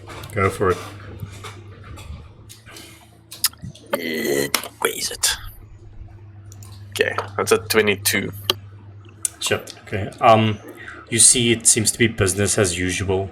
You see Elder Veka just standing there, speaking with Yolana on the outsides of her tent, saying a few words, but then she goes back inside. Other than that, it's just business as usual. You don't see anything out of place. The kobolds are going by their repair work, taking the various orders from the city. Once again, you Okay. see all of them with their bit of deformities here and there. I think Vox vaults over the pipe and just like, without a sound, just lands into the water. A bit of splash. Then he just kind of focuses on the commotion that's going on there, and his glove kind of tightens again. Frustration that he couldn't get to the kobold, and just as he is about to raise his boot to head over there again, he kind of hesitantly stops in his tracks, and he just looks towards the direction of where his friends went, and I'd say his head kind of jolts in those two directions the whole time. And after a while, the observer can just hear a very frustrated sigh coming from beneath him, and he kind of just sheathes his hand beneath his cloak, and he decides to run in the direction of where his friends went, Okay. instead of pursuing her. You go running down the large pipe for the 15 minutes. The pipe is very long. Run through it, taking a jog for 15 minutes, and eventually you arrive at the edge of this pipe. And you see the same thing that your allies had seen, the massive brass temple in the center of this gigantic cavern that is on a platform many, many hundreds of meters above this abyss of water. And you see, just on the edge of that, blood. Can I flavor it that I saw the blood first and then the temple, Sure. by any chance? Yes, I think you're running down to see where you're going, and as you arrive there, you see the blood first, and then as you look up, you will see the temple and such. I think I kneeled down kind of into the water, just looking for clues and stuff, and then with time I just see like the water is still kind of this weird hue of maroon, and then when this happens, Vox is kind of like in his head like, shit, my comrades are fucking dead. And he kind of just, as he hopelessly looks up in hopes for something like a clue, he just stares directly into this huge monolith of a temple. And he like quickly gets up from his knee and he just stares at it in complete awe, with as much emotion as you can see on a masked individual. Make a perception check for me as you look at this temple. Perception or investigation, actually. Alright. Let's say 22 investigation. You see that this is definitely not the front entrance of this temple. But yeah, it's decorated with these massive pillars of like brass metal, and then you can see the base of it is made out of this yellowish stone, which with that investigation check you know to be brass ore, which is I think it's copper and zinc or something. that is mixed in the rocks to make this yellowish color. And you see this temple with its many pillars and this massive central structure that goes through the roof. You see these statues, colossal statues made out of brass around the temple. And you see symbols of the Church of the Twin Suns on the temple, but you recognize that this is a very, very old symbol of the Twin Suns. It is, you don't even recognize it. You only recognize it because it looks similar to the symbol of the Twin Suns. And you notice these statues are of this robed individual with a staff by their side, just standing there with their arms open. I'm going to try my best to memorize it. In fact, I think Vox just kind of fuddles around in his inventory a bit, and then he just rips out this piece of like crumpled paper, and he just takes out the cookie, and he tries to very haphazardly draw the statue in the darkness.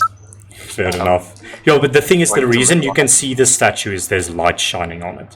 You see movement on the other side. There are cranes moving crates around and people moving about. Okay. And I think after doing that, he's going to just try to peek over the ledge, just hoping for any sign of his friends. Maybe any like clues or remnants or anything. You look over the edge and going on your previous perception. Nothing. Make an insight check for me.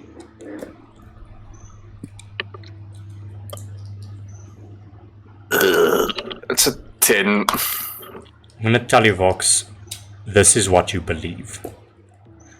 You believe your allies came down here, saw more than they should have. The Clockmaker killed them and dumped their bodies in the abyss. That is what you believe, and that is what the evidence is showing you right now. Damn. Yeah, Vox isn't very happy at the moment. I think he's got the same feeling as a 5-year-old being caught by his parents doing something illegally. That type of feeling going on, like just utter, like devastation and kind of a little bit of regret for abandoning him, but oops, accidentally muted myself. Yeah, he just kind of looks around one last time and his shoulders like shrug a bit or like lower a bit, and he decides to head back to headquarters.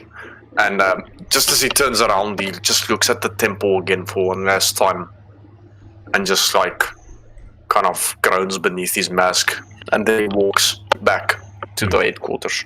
Okay. Smash cut to the rest of the party, who are still at the Uver. What's that in English? The bank, river bank. The bank of this dam of refuse within the dumping grounds. Sure.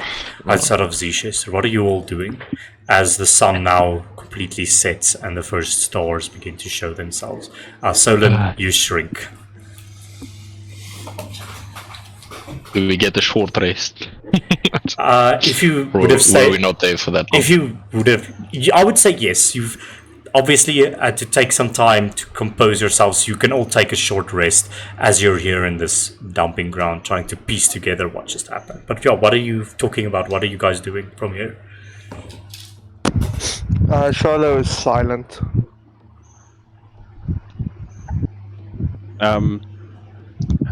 Alexander, like, he just stares at the stump that used to be his axe. Alright, we can always buy you a new one at the blacksmith. That was my favorite axe. You will get a I've new never favorite felt it. axe. Excited puppy noises. Just kidding.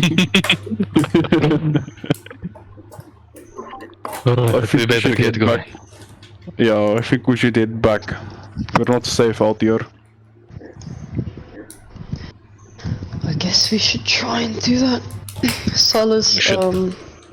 is slowly trying to make his arm wrap work again, since it's very wet and slightly falling off his shoulders. We should probably stick to the back roads and alleys, since we don't want to walk with shit covered on us through the main streets. I think that is a good idea. What street are we now in? You're not Egan, you're would- not in a street. You like it's hard to tell. Jesus is behind you somewhere. It's Okay, you're in, so it's not our valley yet. Okay. no. that's what I'm saying. You're essentially what you can. We're outside. You're on the, you're the in the outside of the outside, like beyond the outer Oh, copper okay, district, okay. in I'm, like a big ass dumping ground. Okay, I was thinking outside like the slums, but that's okay. Okay. No, we are at the sewage works. Yeah. And I would also just like say this. Silas, you did bring this up now, but you'll notice a bluish glow coming from Silas as the moonlight covers his face. What did they see, Silas?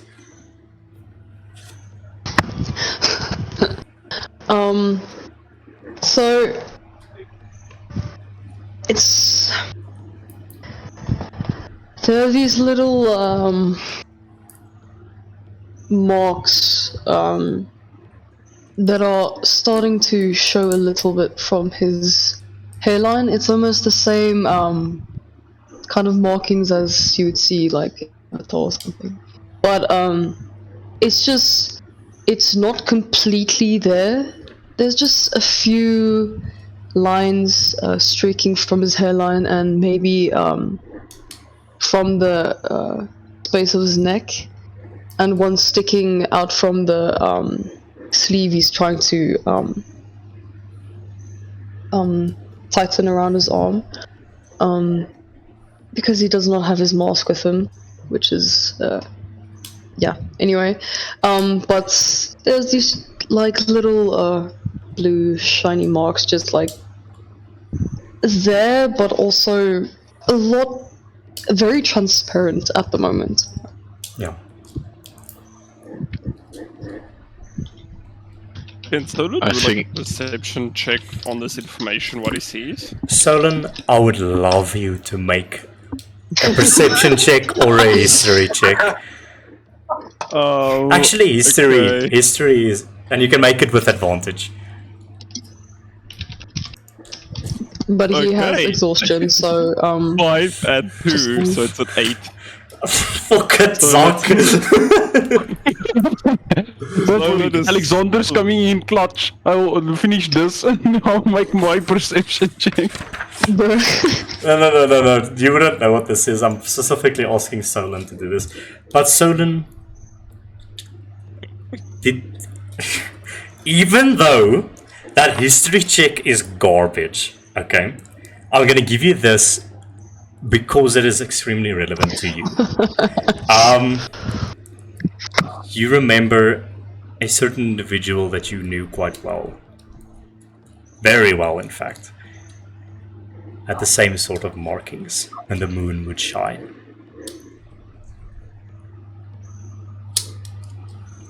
If you catch my drift. Sounds kinky. Yeah. Stolen looks up to this. Like, he squints his eyes, but he's too tired now to say anything about it. I don't know if Silas- Silas sees Stolen's eyes, like, looking at him, We're just but, like, like, what? he just drops his head back down after seeing this. Silas just looks at him and quickly like pulls up the bandages kind of thing, and he doesn't have anything that could help him further, but he would just like I'm we should gonna probably get going. Silas, I'm gonna ask for an insight check, please. And then From me. Yeah, and then we'll see. Cool. Disadvantage, obviously. Yeah, disadvantage. Yeah, I've got Okay. 3 exhaustion points. Dude, it was a nat 20, but it's a 24 with disadvantage. Bliksem. What's your insight? That's crazy. Plus 8. So then what emotion crossed your face when you saw these markings? I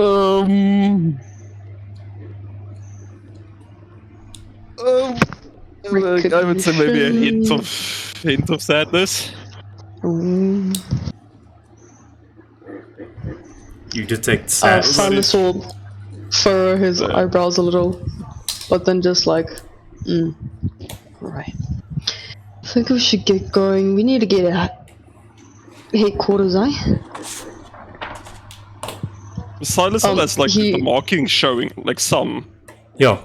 It's very transparent. It's not like what you would remember like potent or anything. It's very transparent at this moment. It's like just shining through like the dirtiest layer of the skin. So it's very, it's more subtle than. but it's there. It's there, but it's pretty transparent. And no one has said anything about this, right? It just happens and everyone just... Yeah, Solon is looking at it now, but yeah. He's hidden it again. Well, the things coming from his hairline, obviously, he can't hide. Like, he doesn't really know it's there. Can I use the magical awareness? You use magical... Sergey's just looking for a way out, so he's not focusing on this. Sorry. You just subtly use that magical awareness. Yeah, you detect magic. Do you know the school of magic? When you do this? I'm leading. Yes, learn which school of magic it belongs to. This would be... Okay, you detect a bunch of magics. You detect a sinister magic, but that does not come from these markings. From these markings, you detect divination magic, celestial magic. Alexander makes mental note. We'll speak with Sergey later. Well, Shiloh, just sitting a bit of a distance from everyone, looks upon Silas's face, and he just goes, "Really? No one's going to ask? Fine. Neither am I." And he just ignored. Silas just looks towards Shiloh and just... Okay, can we just go to headquarters right now? We can't just keep sitting here. It's gonna be very, very dark soon, so we need to move. Sergey's already walking. It's gonna get very dark, but at least your face can light the way. Silas's eyes go big. Excuse me? Alexander walks. After the comment. Keegan. Silas looks around, but then... no. Keegan, with keen mind, would you say Shiloh would have already noted like the position of the sun in relation to our headquarters? Would you say that's... Yes! Yes. You know the position. Well, in that case, with a little bit of keen mind, Shiloh's just gonna look at the... What's keen mind? I can't believe you have keen mind, no way. Yeah. You won't believe it, keen right? mind? And Shiloh just like looks up at the sky and he says... just puts his hands there and like points to the sun, then he moves his hands just a little bit that way. And in which direction is Sergey going? Opposite. Probably in the opposite direction. I don't know. you just hear a whistle. Just hear. Oh, sorry. Hey. There Just can't be turns around so and then, much okay. sun left, though. Anyway.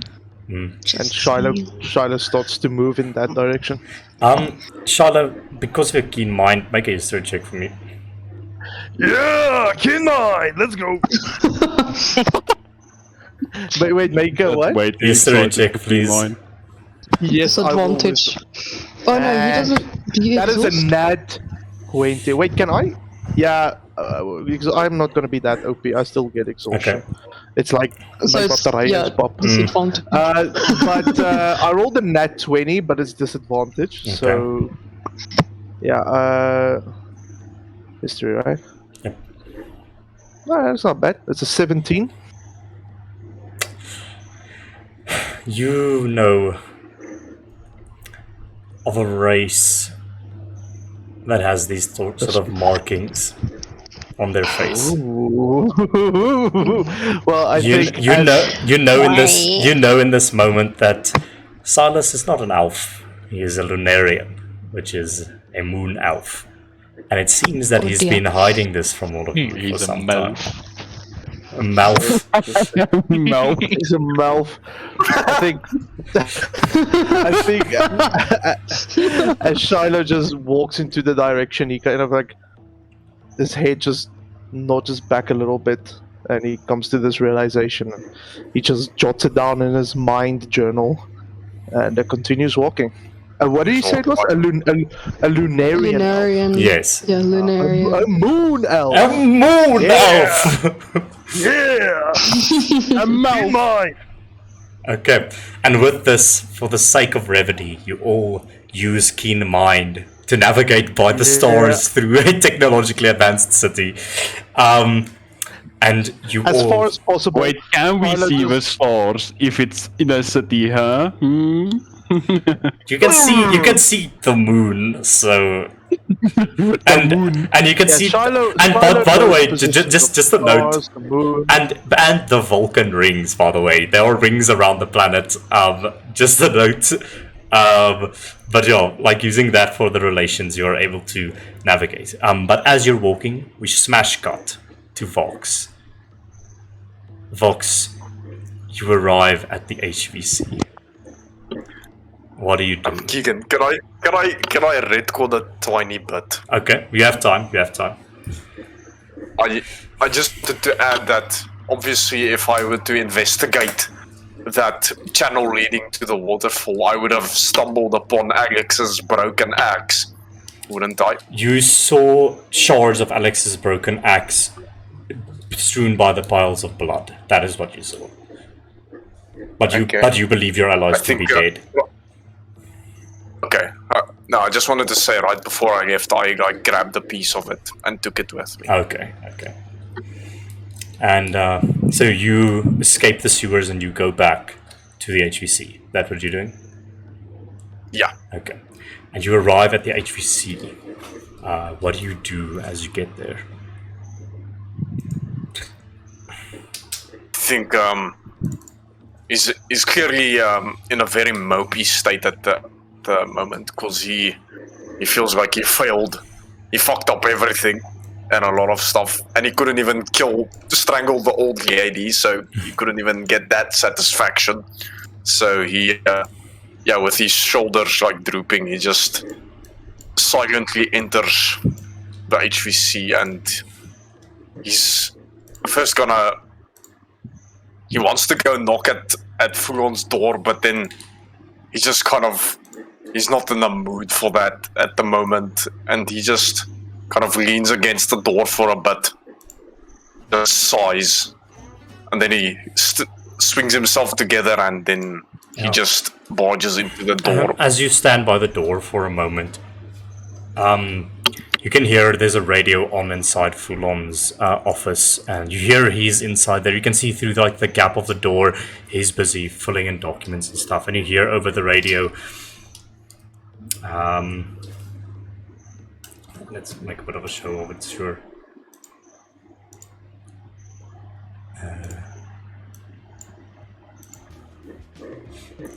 And ladies and gentlemen, that was our nightly swing number. Thank you so much for tuning in to Zchester FM. Now, for our 7 o'clock news, wat sê die mense se naam nou weer? Sorry, I was not expecting to do a radio broadcast. Broadcast topics. This is Wizard Code FM Fireball. Okay. Now I just want to remember the people's names. Well, that was our swing of the day. Thank you so much for that number, Miss Carla. And now, the 7 o'clock news, ladies and gentlemen. Carla Agrino, if you please. Yes, dear listeners, we have quite an alarming story on our hands today.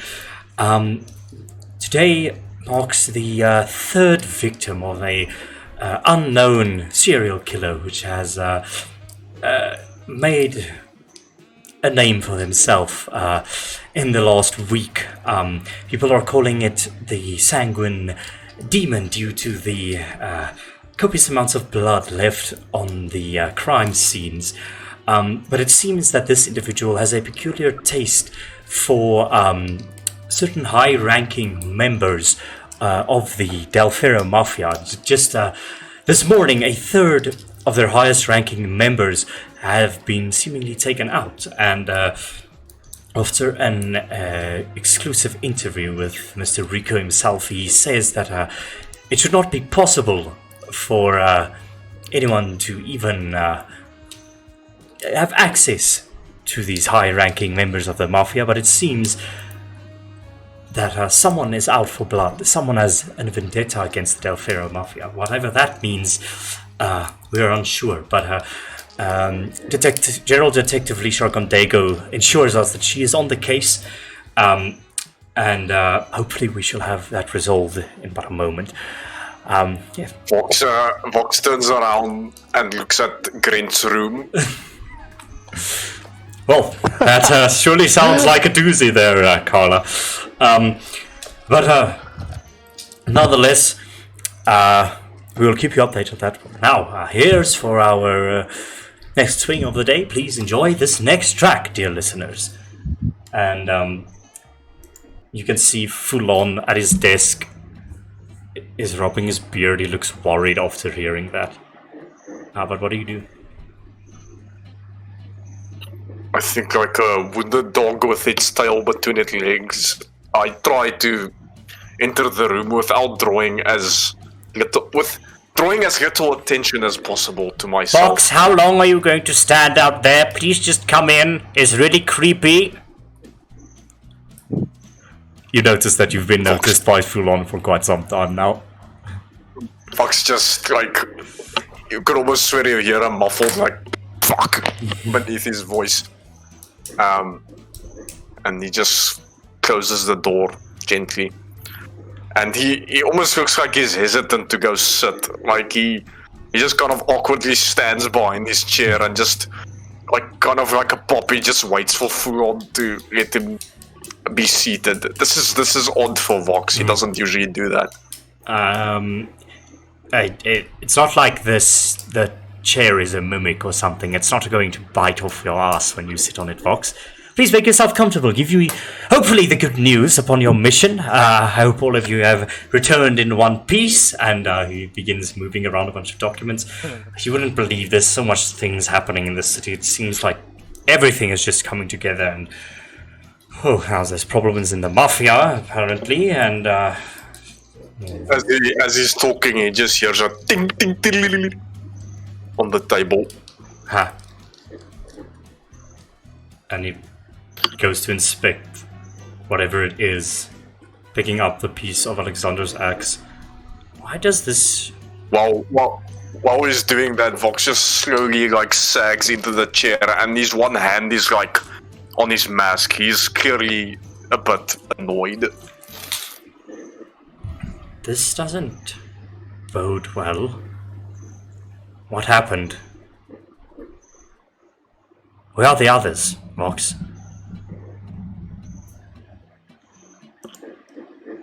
I think Vox doesn't answer. He just looks down at the planks. No, Vox, you're going to have to give me a little something here. You can't just be looking at the ground because that insinuates death, and a lot of it. And I don't really want to be hearing that right now. Vox, what is going on? Vox's foot just starts tapping more erratically on the floorboard, like. But he still doesn't answer. Vox, look at he just slowly looks up at Foulon. and just says, Vox, where are they?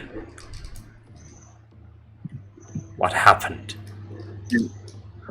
His hand just slowly creeps out of his cloak, and he kind of gets out of his chair with much struggle, and he just looks at Fulon. Even though it's a mask, he can see a look of despair in his face, and he just utters with thieves' cant, "They didn't make it." See, Fulon steps a bit back. And then he table flips his desk, just and everything just falls down, and he goes, "Damn it!" And he's got his arms like on his head now. What? You were on a simple scouting mission beneath the sewers, and you're telling me that everyone just up and died? How? No. This wasn't part of the plan. Vox just like patiently waits for him to compose himself again. And I think you notice him open up the drawer of his desk, but it's sort of like he opens it vertically because the desk is thrown over, and then a bottle of whiskey rolls out of the desk, and he just takes it, pops open the cap, and like you, sags into his chair and just sits across from you in this room. And I think the lights like flicker and dim for a bit, and he just takes a sip. Well, shit.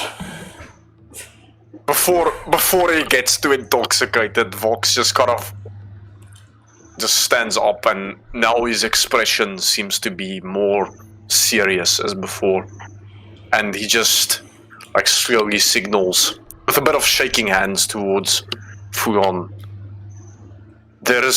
He just says in Thieves' Cant, there is far more going on than we are led to believe. He says to you, well, I suppose there's so much bad news already. A little bit more into this endless sea won't really make a difference. What did you find down there? Assume it was big. They are building a temple under the ground. A temple? Why would they... Who? The crow masks? He just kind of opens the drawer on the floor, also vertically, and he just goes through a few of the papers, and he just takes out that paper with the schematics, and he just points at the clockmaker. Like, oh, so it does seem, much more well connected than we originally thought.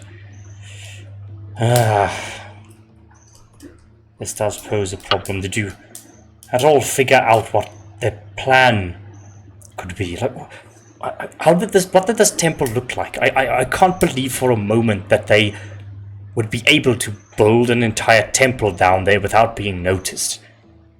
I wonder if they are... wait a minute. I think I might have heard of this. But I thought... Fox looks at Fulon.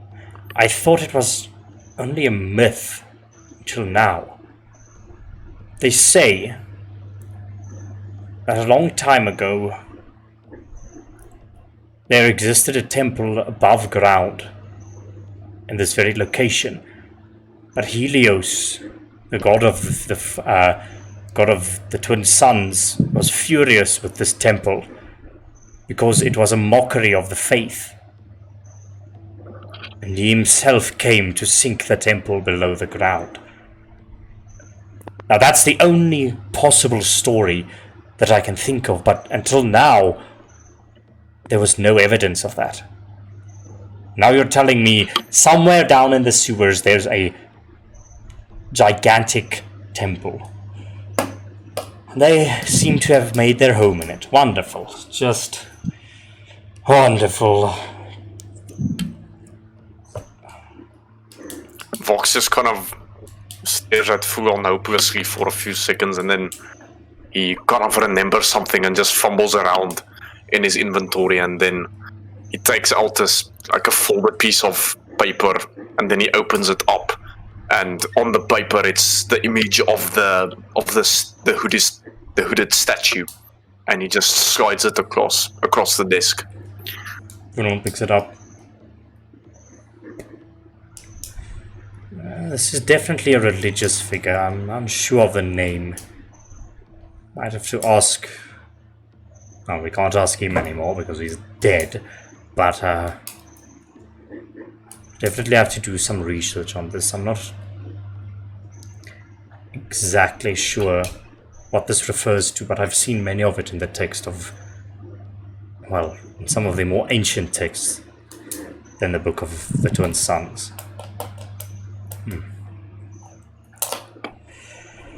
Well, I guess we should start with paying a visit to her, Miss Aurelius, and perhaps she could shed some light on this, because right now, Vox, I'm telling you, I don't know what to do. This team that we had, they were perfect for the job. They were dedicated in their own way to the cause, the perfect disposition to make a difference in this city. Fox just kind of, once again in Thieves' Cant, he says, I am cautious about the clockmaker. He is very dangerous, possesses technology even more advanced than whatever Shiloh is.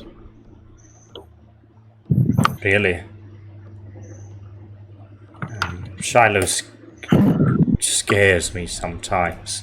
Well, scared me. But,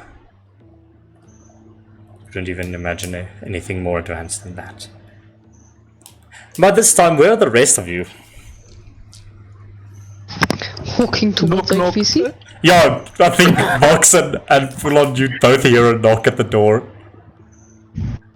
Pizza delivery. Vox also grabs a gas from Fulon, and just as they are about to clink on the deaths of their fallen comrades, there's just a knock on the door. I think let's play that scene out. I think it's a knock. It's a Alexander smashing the door in. I think let's play this scene out. So you go. Well, Fulon turns up the. One for the homies. Yeah, Fulon turns up the radio for the midnight swing, and he just says, well, there's no sweat in worrying about it tonight. Let's at least remember those misfits for who they were, huh? And he pours a glass of tarragon whiskey for you, Vox, and, like, what do you say? And he hoists the glass. I think Vox just stares at the glass, and he just thinks to himself, man, I haven't drank in like 17 years. So, if any time's the time, then I guess it's now. And he just kind of, the chair creaks and he just gets up and embraces the glass with his... No, he takes off his glove to reveal his fucked up hand. And he just shakingly like grabs the glass. And he just, with some disdain in his eyes, just think. Yeah, and as the glasses clink, but at exactly the same moment, we just hear as the front door just caves in and rockets through the hallway. Just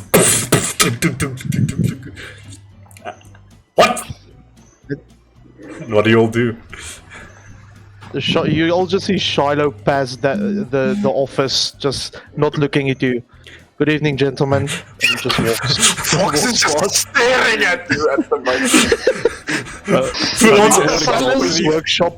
Solus comes in second. I can't believe this fucking thing. He just mumbling to himself. Everyone just passes the office one by one. No, Alexander would see us. Oh, sweet, I see we're already drinking, and he enters like, where's a glass for me? You just take the glass out of Fulon's hand as he's like stunned, like holding it out in front of him, not knowing what to say. You just take it out of his hand, and he's like, By the way, Ulan, I need a new axe.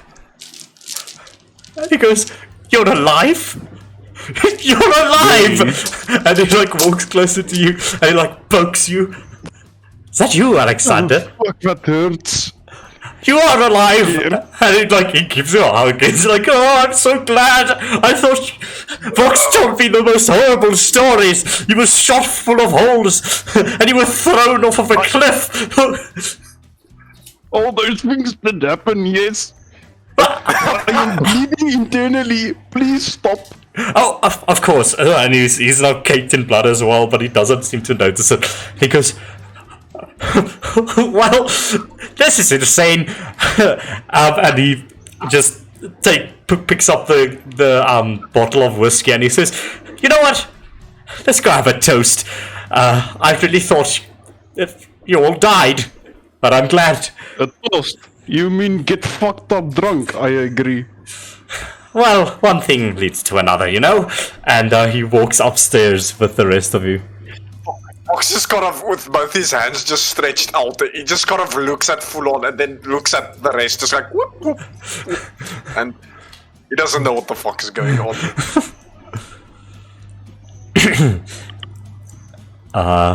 Alexander's now head of the table. Full-On just puts a few glasses down and tosses the whiskey, and he goes, "So, at least the stories from what I heard from Vox is you were going through some quite horrible ordeals, Mr. Alexander and the rest of you. According to him, you all died. It seems like maybe you did a little bit. How are you alive right now? What happened?" Ask the robot. He has, and Alexander says in air quotes, keen mind. What happened, Shiloh?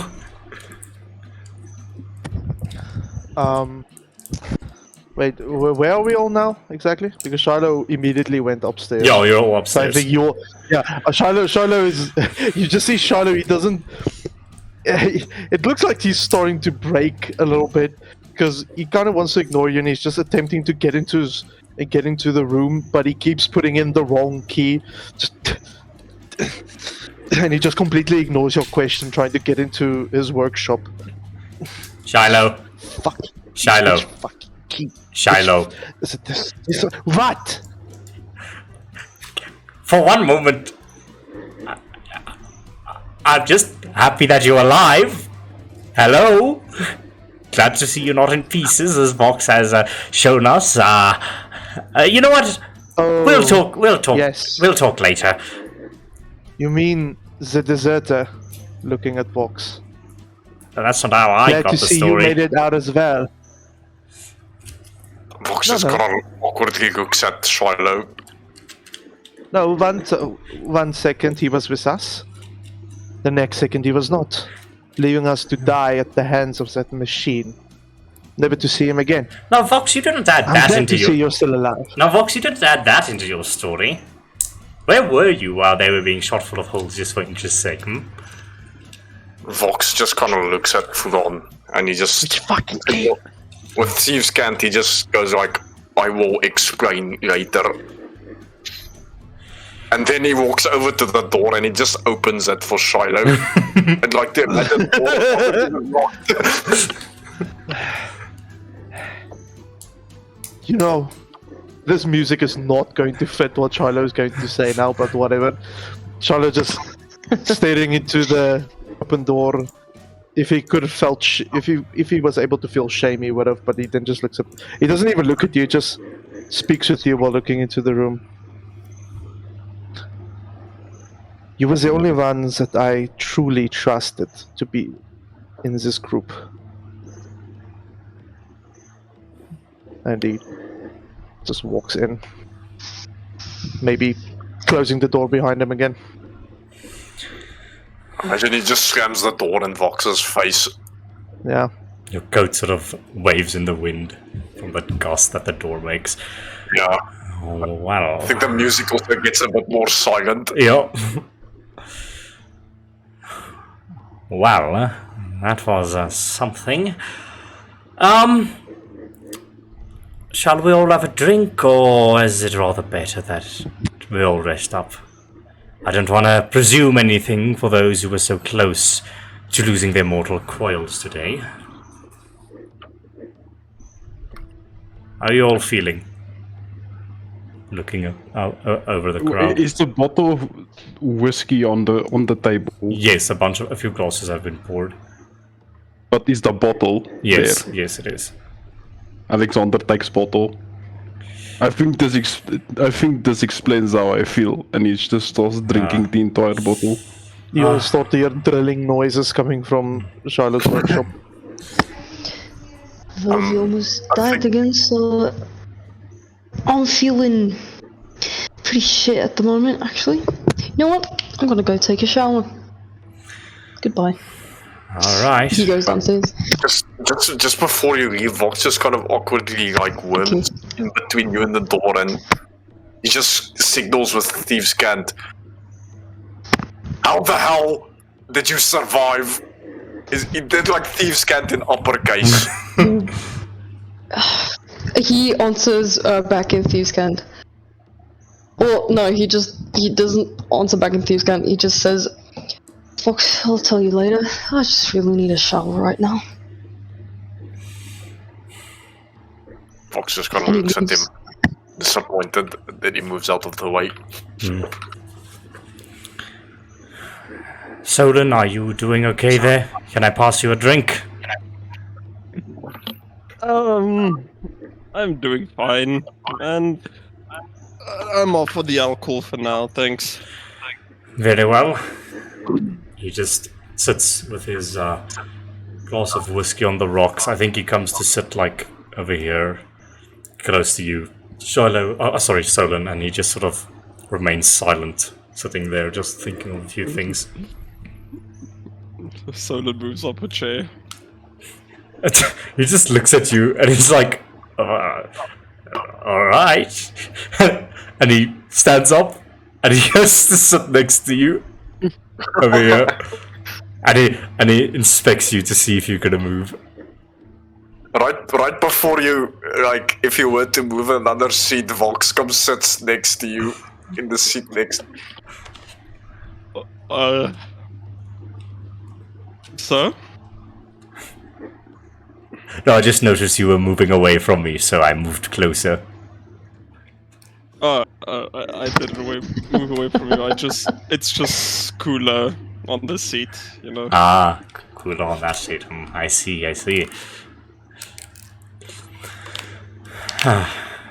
Well, glad to see that you I all have are. something to ask.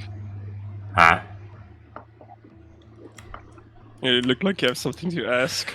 No, I'm just merely enjoying the company because, like I said a few moments ago, I believed you to be dead. And, you know, despite the fact that we don't know each other for so long, I have grown quite attached to this little group here. And, it would have been sad to see you go in such a manner, but I'm just glad. And he smiles, sipping away at his whiskey.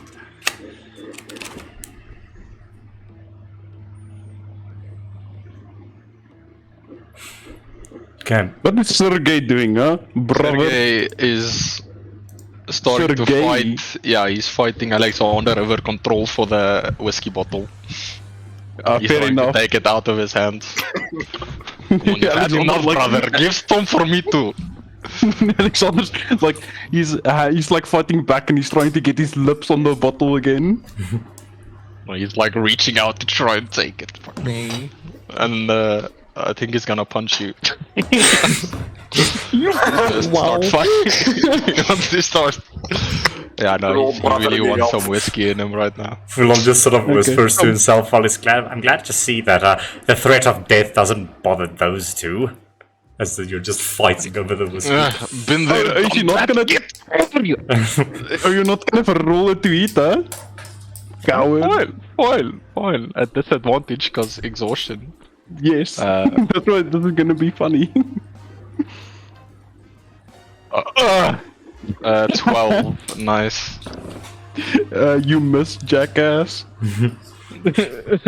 Think you just knock a pot plant off of the table and it just shatters onto the ground, and Fulon's like, I just got that as a gift. Okay, listen, Sergey. Let's just go down to the bar. You're right, we can put it on Sylvester's tab. Yes. And You're just groaning coming from Vox's glove, just like... And he gives, Alexander walks to you, Fulon. He gives you the bottle. There's like maybe like half a shot left in it, and he walks down the stairs. He looks at it, and then like no one sees this, but he just like dead-eyed just dumps the bottle onto the floor, just throwing out that last bit of shot. And he puts the empty bottle in front of him. What am I gonna do with these people? And to the camera, there's like a camera angle where he just has like a slight smirk on his face. Alright, let's go into the tavern, shit covered and all. Yes, it doesn't matter. All that matters is alcohol consumption. Okay, the night drags on. Is there anything you guys would like to do before going to bed? Silas would Yeah, let everyone do come their back thing. up and like, I guess, sit by the table. Ah, hello. Yes. Oh, Christ! What sinus appears? Speak is quite rare in these parts. Don't make a sound. You might flee. Bruh. You get full on saying that. Full on says that. He comes in silently and sits. Are Oh, you done? yeah. Oh, not quite. Oh, I now pissed off the Silas. I will stop talking like this. I will not hesitate. sorry, Silas. After today, I'm not gonna hesitate, eh? That was just a bit of my vacuum coming out there. Sorry about that. Yeah, sure. So, how's your day been? So far as I got it, pretty horrible, but I'd like to hear it from the source. How many bullet wounds did you get?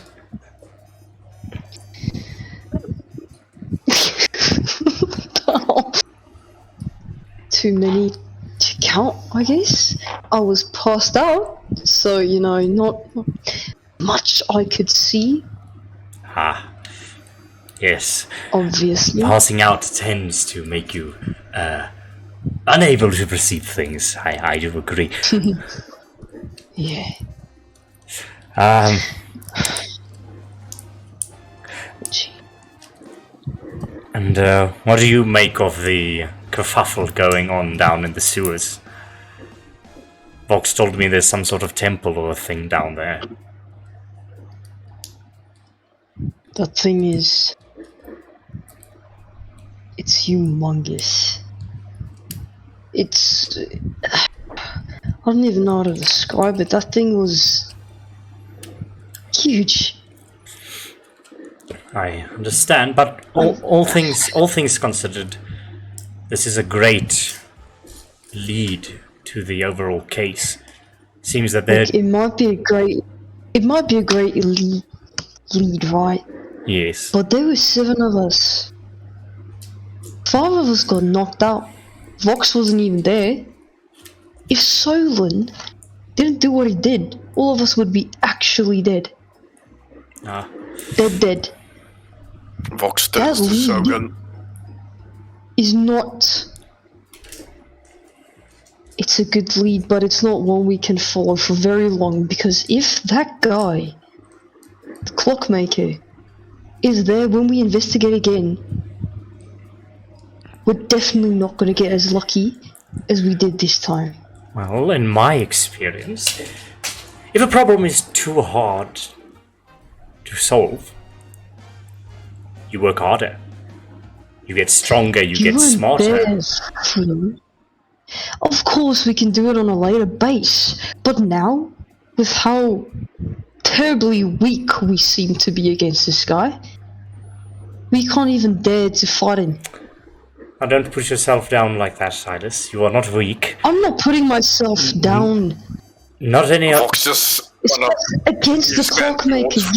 towards You don't understand, Fugon. Vox just says he is right. Thieves can't towards Fugon.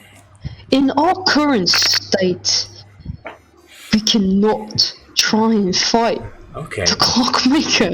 All right. One strike and we were out. Alright? We need to get stronger, we need to get more side missions, we need to...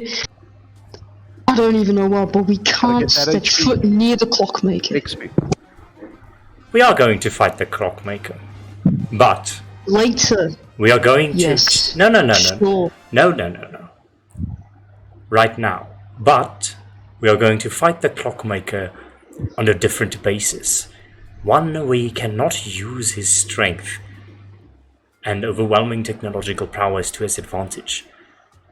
You see, we have to figure out what exactly it is they are doing in that temple. Vox told me there was a lot of the bleed crystals being moved about, and it seems that this bleed crystals is being refined into some sort of gas that is being passed through all of these pipes below the city.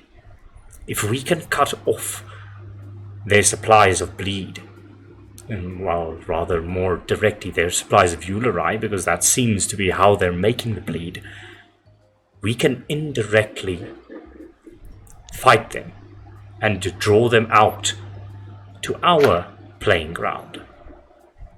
And in that way, we'll have the advantage. But I do agree. Still not with the clockmaker, but I mean... It's a good plan. We just need...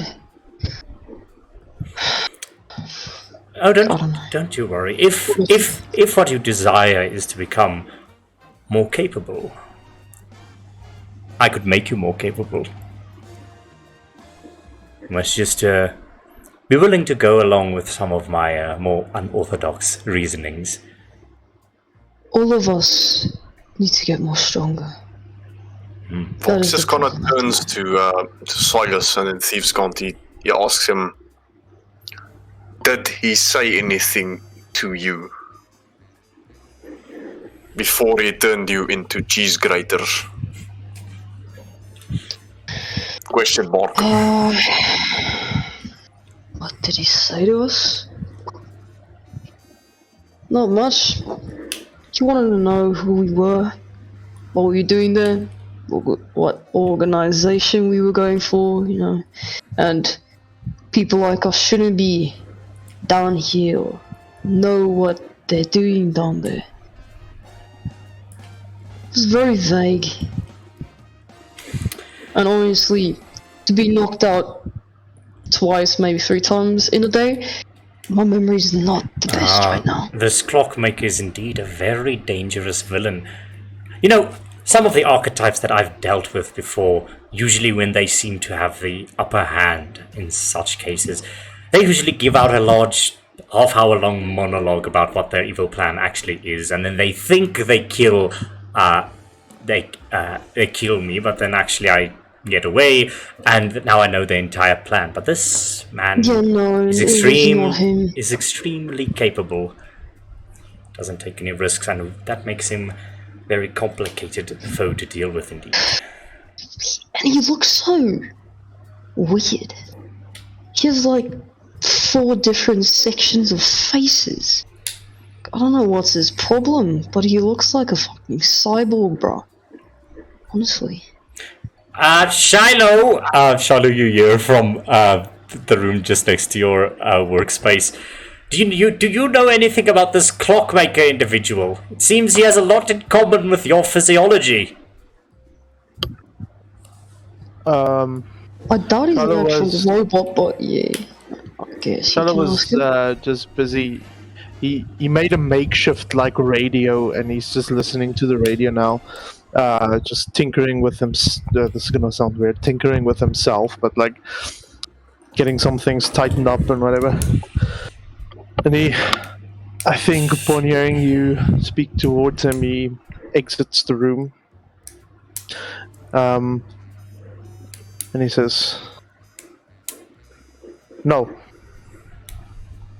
I have absolutely no idea what it is, where it came from. It is some of the most intricate work of technology I have ever seen.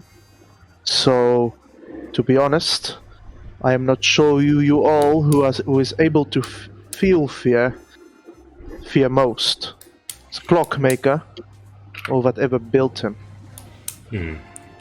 Well, speaking about this type of clockwork technology, the father of clockwork technology is, well, your father apparently, Shiloh. Thomas Tompion Machina is the one who coined clockwork technology. So I wonder if Oh it's... yes, I am acutely aware of that. Don't think that hasn't crossed my mind. You think it might be a prodigy of his or something? Because, well, he did disappear a while ago, which is alarming. It could also be... Well, it could also be him. Trying to perfect what he failed with me. That is That is always an idea. a scary thought to have, actually. To have one of the most genius minds, part of a terrorist organization. That's just wonderful. Let's hope it isn't so. Yeah, well... Yes, well, if you would all excuse me, I'm going to get back to my work. If there's something you are in dire need of, perhaps come knock at my door, but for now, Well, I beg you all adieu. there's something I would like to chat to all of you about later. It's about a certain mission that I might have for you. You know, I know it's soon, but one of my close allies might be in dire danger, and I would very much like the backup to go and check on her. But we will brief that in the morrow, when everyone's hangovers are gone, and for some reason the holes in your bodies have stitched up magically overnight. You know, that does tend to happen for some reason. But nonetheless. Oh, by the way, Shiloh is shirtless. Okay. Okay. I think like an awkward silence just fills the room, Shallow. and then Fulon just says, "I'm sorry, but I'm just gonna have to bring this up. Shiloh, you seem like the type to sort of sit behind a desk the whole day and not really be that athletic. How did you come by that Greek-like physique of yours?" I was built this way. Literally. There is no other explanation. Push-ups, Well, 100 sit-ups. I will... well, If I could brag a little bit, this was my physique before I, went to the... Well, it was Shiloh's physique at least. alright. Well, I wish, to be quite honest, I could have that genetic advantage, if you could call it that, but, you know, Mechanical, rather. mechanic, whatever, these old bones aren't as spry as they used to be. But it's fine. So it seems just technology, we can do anything I these days. probably have enough of this conversation. This is awkward. Good night, gents. You're only making it go awkward. now. It's only awkward because you make it awkward, he says to you as you... I don't care. He just seems. Okay. Stolen follows Silas down the stairs. Okay. Shiloh turns around, walks towards the room. And Vox now, with everyone just leaving at one time, like Fulon just awkwardly like twirls the small piece of ice that is now shrunk in his glass. He's sort of just twirling it around. Just doing that in awkward silence. It's like so. Fox is sitting like a schoolboy with his hands folded on the table, just staring in front of him. Acutely aware of Fulon looking at him, but he's just like boring. You notice from the periphery of your vision, Fulon approaching you. face first, and like we see this POV, like it's the your side profile, and just full on peeking out from the side of your side profile, and then coming closer, and just breathes on you. Come on, move. Slowly just contorts in the direction of Fulon, and now it's like that fishbowl POV. He goes, he moved! Success! And he clinks his glass against another glass that's on the table. He's a bit, you can see he's a bit drunk right now. And he's like, and yeah, he goes downstairs, just sort of like happily, there's like almost a kick in his step, just happily walking downstairs. And Fox just kind of sits there at the table and keeps pondering. Is there anything anyone else would like to do through the night? The brothers do be drinking. The brothers do be drinking. You get to the front of the tavern and you see you're all bloodied and shit. You see Escher Kesho there. He freaks the fuck out and he just avoids eye contact with you until you walk into the door, and then you see Miss Betty Germana, the like large woman, standing behind him, and she like looks each up and down, and she sees the like awkward disposition of Escher, and she just like slaps him on the back so that he can like be pushed forward, and he's like, hello, welcome to the Toad Princess. Would you like a seat? And he's just looking at the floor. So he's seeing the blood dripping off of you. No, Yes. we're just gonna stand here. Of course we want the seat. Alright then. Follow me. Quick about that, before I get you with my... And Alexander looks at the stump that used to be his axe, he's like, never mind. The threats are just not the same. Well, boys, it really seems like you've been through the ringer. What in the world happened to you? And Miss Betty with her curly blonde hair, and I think actually she has like a pencil in her ear and spectacles on her face with a little apron thing on that says manager. She says, well, boys, it seems you have been properly through the ringer, and yet you bring it to the doorstep of my fine establishment yet again. What the hell happened this time? Just went through some okay. shit, I guess you can say. Did your egos get bruised again in that fight?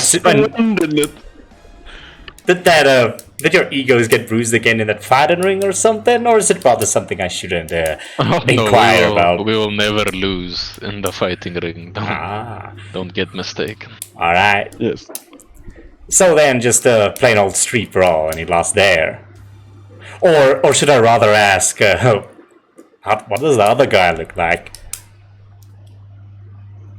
Fucked up. Oh, that's the only... Yeah, he is. Right. Not. You know what? You know what? I don't believe a word you're saying right now, but I'm gonna get you a drink anyways. Please, come on through. As she walks away, like Sergei just under his breath tells Alexander, well, he does look fucked up. I mean, like, got like 4 faces.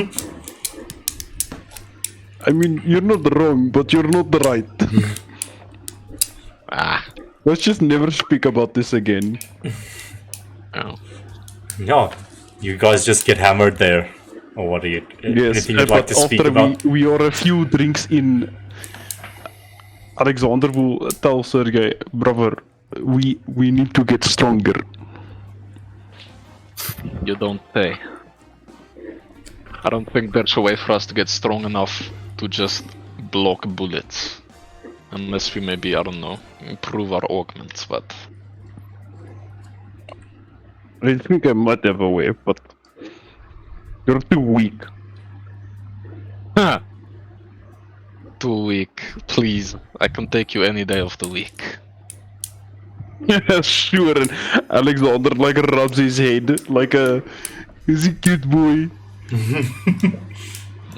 If I wasn't so fucked up right now, I would have taken you right here. But Yeah, brother, this is also my favorite place. Okay. Yeah.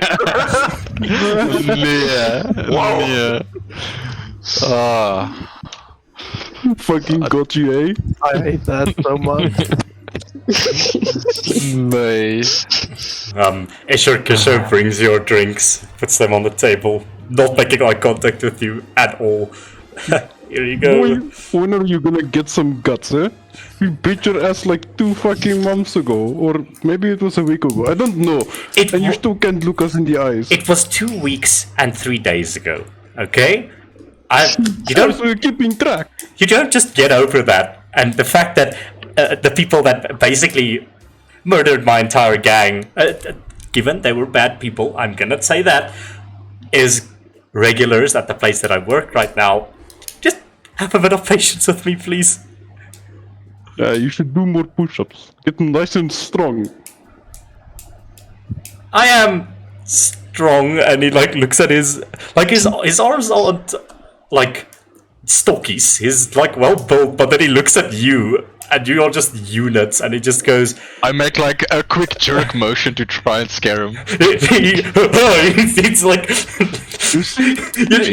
Very strong. You know when Gandalf scares Samwise in Lord of the Rings? Like that's the type of fright he goes through. It's like, huh? And then he just walks away from the table. Yeah. You feel sorry for that run. Yeah. It reminds me of you. Oh please, I was 5 times as strong when I was his age. What is his age even? I don't know. Yeah, I don't really care. But it sounds like you have something in mind for getting stronger. I'm interested. Perhaps. This. I will tell you when you are ready. Oh, come, you can't do that to me, Alex. Yeah, yes, Brother, I you can. can't keep secrets from me. Alexander's just quiet and he downs whatever the fuck is in front of him. Alright, fine. Then I'll try and get stronger in my own way. Okay, this is end of conversation. I Okay, presume. okay, and we smash cut. Anyone else? Oh, Solon, you said you wanted to talk to Silas. Silas, yes. Okay. Let's put on some mysterious. It's like when we walk down the stairs, and Okay. we're downstairs now, probably. Okay. So you have free reign here. Where do you find, or Silas? Where does Solon find you? Let's ask that question. Well, he walked behind me as Silas went down the stairs, so Silas is just slowly walking to his room right now. In front of Solon. Solon, did you immediately go to Silas, or did you like wait a bit for the people to die down and then go to him in silence?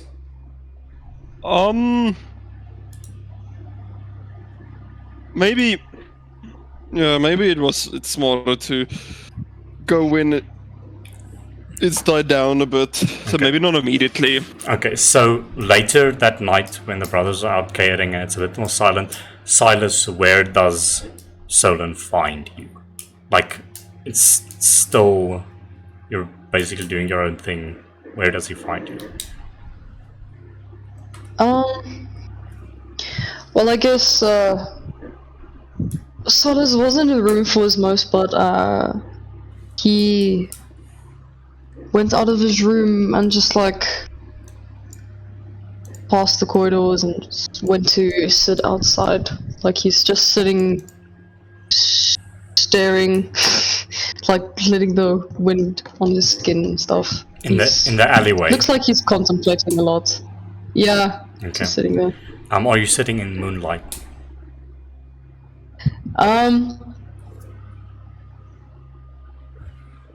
No, he's not. Okay. He's like next to it, I guess. But like, if there's shining down, like he's just next to the moonlight, not letting it actually shine on him. But yeah. Solon, or Silas, you hear a door opening, and Solon, what you see as you walk down the steps, you see Silas sitting there in the alleyway. You mind? Just have a few guess words. Can I help you with? You correct me if I'm wrong. But Alright. you're a Lunarian elf. Stays quiet for a bit. So that's what Alex meant when he said my face would light the way. Fuck. Wasn't supposed to happen, but I guess there's no point in hiding it. What if I am? Nothing. The fact that you're Lunarian elf doesn't bother me at all. It's just the fact that you're hiding it. I would like to know more. Why I'm hiding that I'm a Lunarian elf in the city of Zchester? Are you dumb? Why are you hiding it from us? Look, Selwyn, I know we've been a team for a little bit, but that doesn't make me trust everyone to the point where I can just out myself as a Lunarian elf, hoping that no one's gonna kill me or try to get a bounty off my head.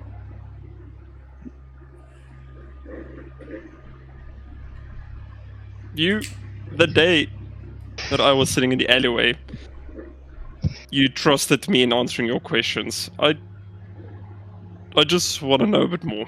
That's all. Your secret's What do you safe want with to me. know? What would you want to know?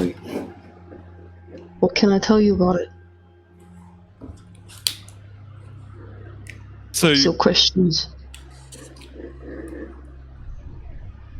you're completely honest with me, just saying the reason you're hiding this from us, specifically, Yeah. is for the safety of yourself. Yes. It is. People here, Silent, the people you worked for, worked under, whatever, they want my head on a platter. It's a trophy. That's enough reason not to trust anyone. And it should have been enough reason not to trust you. Not trust me. Yet I'm still sitting here beside you. You worked under them, didn't you? I did, Exactly. but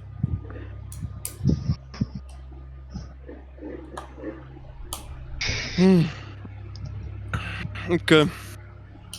And then that day, why did you ask me so many questions? Why did you want to know so much about what I did?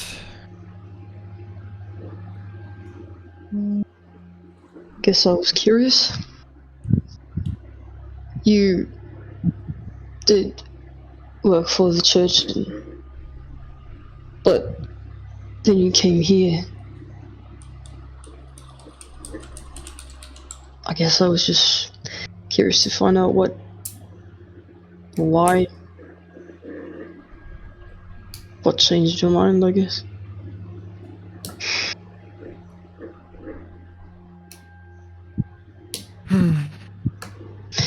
I guess if I ask that many questions, I can't be biased to myself. But, yeah.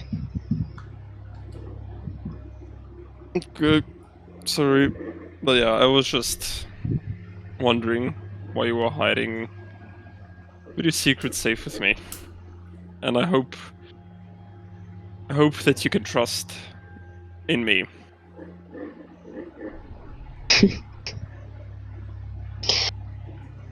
Yeah. Don't get your hopes up. Just saying. Ouch. And he just looks in front of him.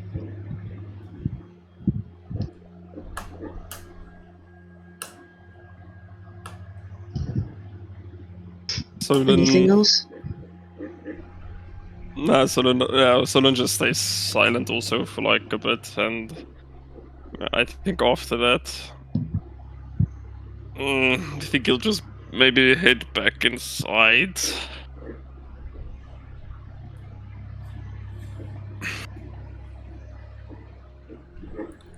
Okay. Anything else? Anyone else for the rest of the night, or can we do the rest of the long?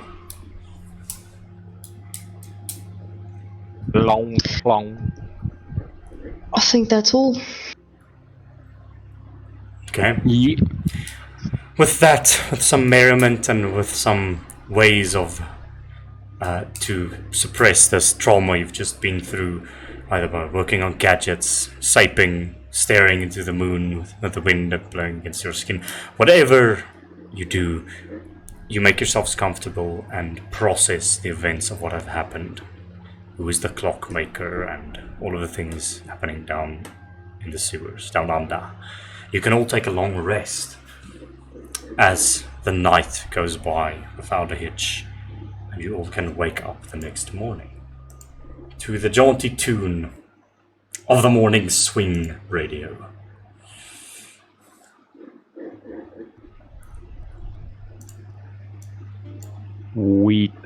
If I can find, there we go.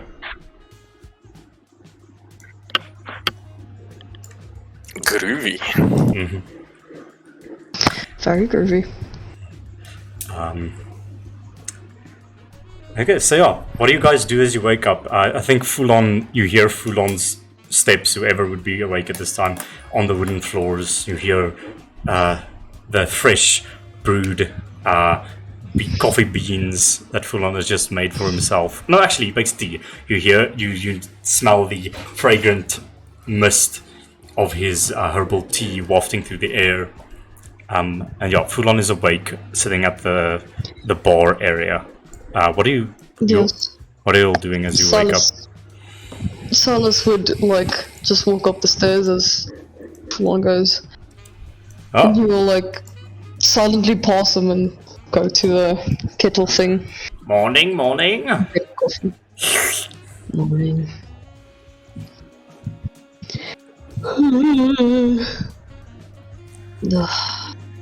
Vox is already sitting in a dark corner with coffee in his hand. Cool. Sergei is not gonna wake up and try and sleep through the remaining 2 exhaustion points. I would say that those three exhaustion points were just to give the direness of the situation. You lose all exhaustion points if you finish this long rest. Just saying. Okay, cool. We Still gonna sleep through his a bit. hangover. Yeah. But yeah, you sleep in for the Alexander. hangover. But yeah. Alexander will wake up. Will make himself a hot pot of coffee. Wherever coffee. Yeah, there's a stove. Sure, that's where it will stand. Morning. Holding the stump that used to be his axe. Morning. Did you sleep well? Well, I passed out, blackout drunk. Ah, wonderful. Isn't that what happened, though? Exactly. What can I say? I just tell the truth.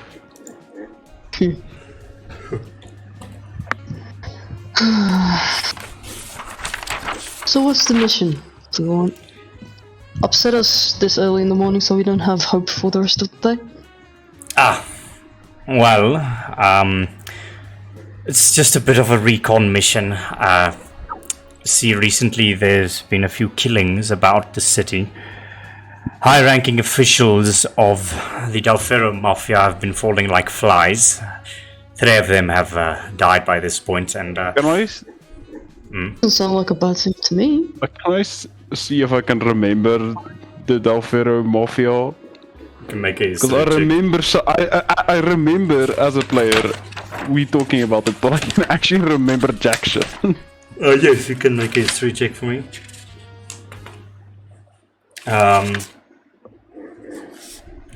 Oh sweet, that's a 7. Cool. They're the Mafia. Oh, sweet. Okay, yeah, makes sense. I mean, it's in the name. Indeed.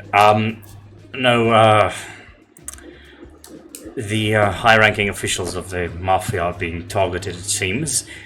And by my accounts, I think I got everyone here. And you see he's busy drawing out like a hierarchy of the Mafia. And you can see like the boss at the top, and then it like splits, almost like a family tree because it's a Mafia.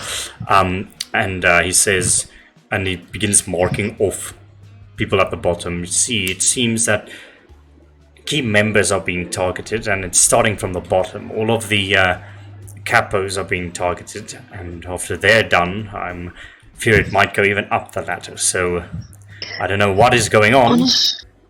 Yes. Honestly, it doesn't seem so much of a bad thing to me. It is very much a bad thing. The Mafia has its place in the city. Without the boss Rico and his essentially organization that he runs, the Copper District will erupt into chaos. He's basically a shadow a mayor of them, essentially. And if his organization would fall, anarchy would surely befall the lower Copper District. And I do have a bit of a personal stake in this too. It seems that the next person on this list is a good friend of mine known as Kithla Del'Ferro. She seems to be next on this list if we are going by the pattern that this killer is going, and I would very much like to go check on her. Very provided for some security until we can figure out more concretely what is going on here. Alright then. Understandable, I guess. I don't believe something bad would happen. I don't hope so, at least. Because the capos of the Mafia are well hidden. 3 of them have already fallen, so I don't know. It's either an inside job or someone is very good at their job. But I would just like to provide an extra layer of security to her. But what am I supposed to do? I don't think I'll be much help, seeing that I don't have a axe anymore. Are you? Did we get our upgraded weapons from the blacksmith? It's a week away. And I think we went on this mission like yesterday, so it's only been like a day or 2. Shit. Well, you could always go buy a store-bought axe from, the True Steel or something like that. It won't be your fancy laser axe, but at least for the time being. Can't I use one of your guns? Alexander makes like puppy eyes. Fulon goes, wait, you serious? Perhaps. No. There's one rule that I have. Just for one small mission, Fulon. You said it's like a scouting mission. I doubt we'll even fight anybody. He comes very close to you and looks in your eyes. Make a persuasion check.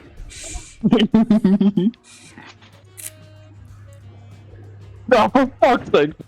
It was almost a nat 20, it's 11. No. And he just walks away. Go find yourself an axe.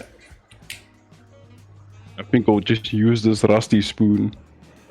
He goes through the drawer. Yeah, maybe you can poison someone to death with the rust, I don't know. You know what, Fulon? Fuck you. I will do that. And he pockets the rusty spoon. Alright. Okay, and what are the rest of you doing? Vox is gonna lower his cup of coffee, and with his non-occupied hand he just signals at Fulon. Any news on Grant? Nope. I haven't heard a thing of him since. I just hope that he's fine. I don't know what he possibly could be up with. will be doing at this moment. Know that he has some past connections with the Del'Ferros, but I can't puzzle how he would fit into this situation. Surely he wouldn't go back there. Vox just kind of leans over to look at Fulon sarcastically. Okay, I don't know. I don't know how you look at someone sarcastically, but I'm implying that. Yeah. Fulon just goes, I don't know, Vox. I haven't heard a thing.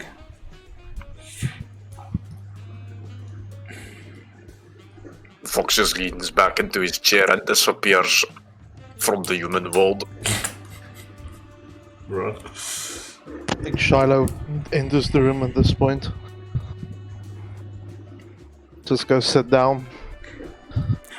Fulon just stares at you, and he almost gets a twitch in his eye, almost as if he's annoyed. Shiloh stares back. And he gestures to his mouth. He's like,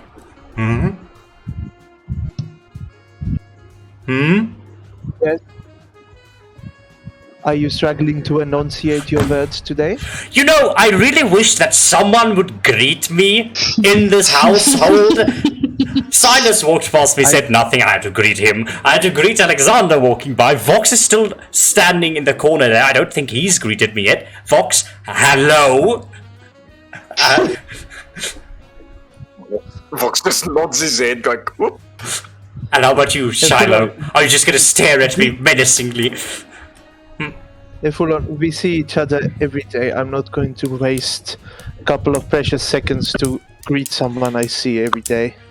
It's not wasting seconds, it is adhering to a certain courtesy. I don't know. I like just acknowledging when someone comes into the room.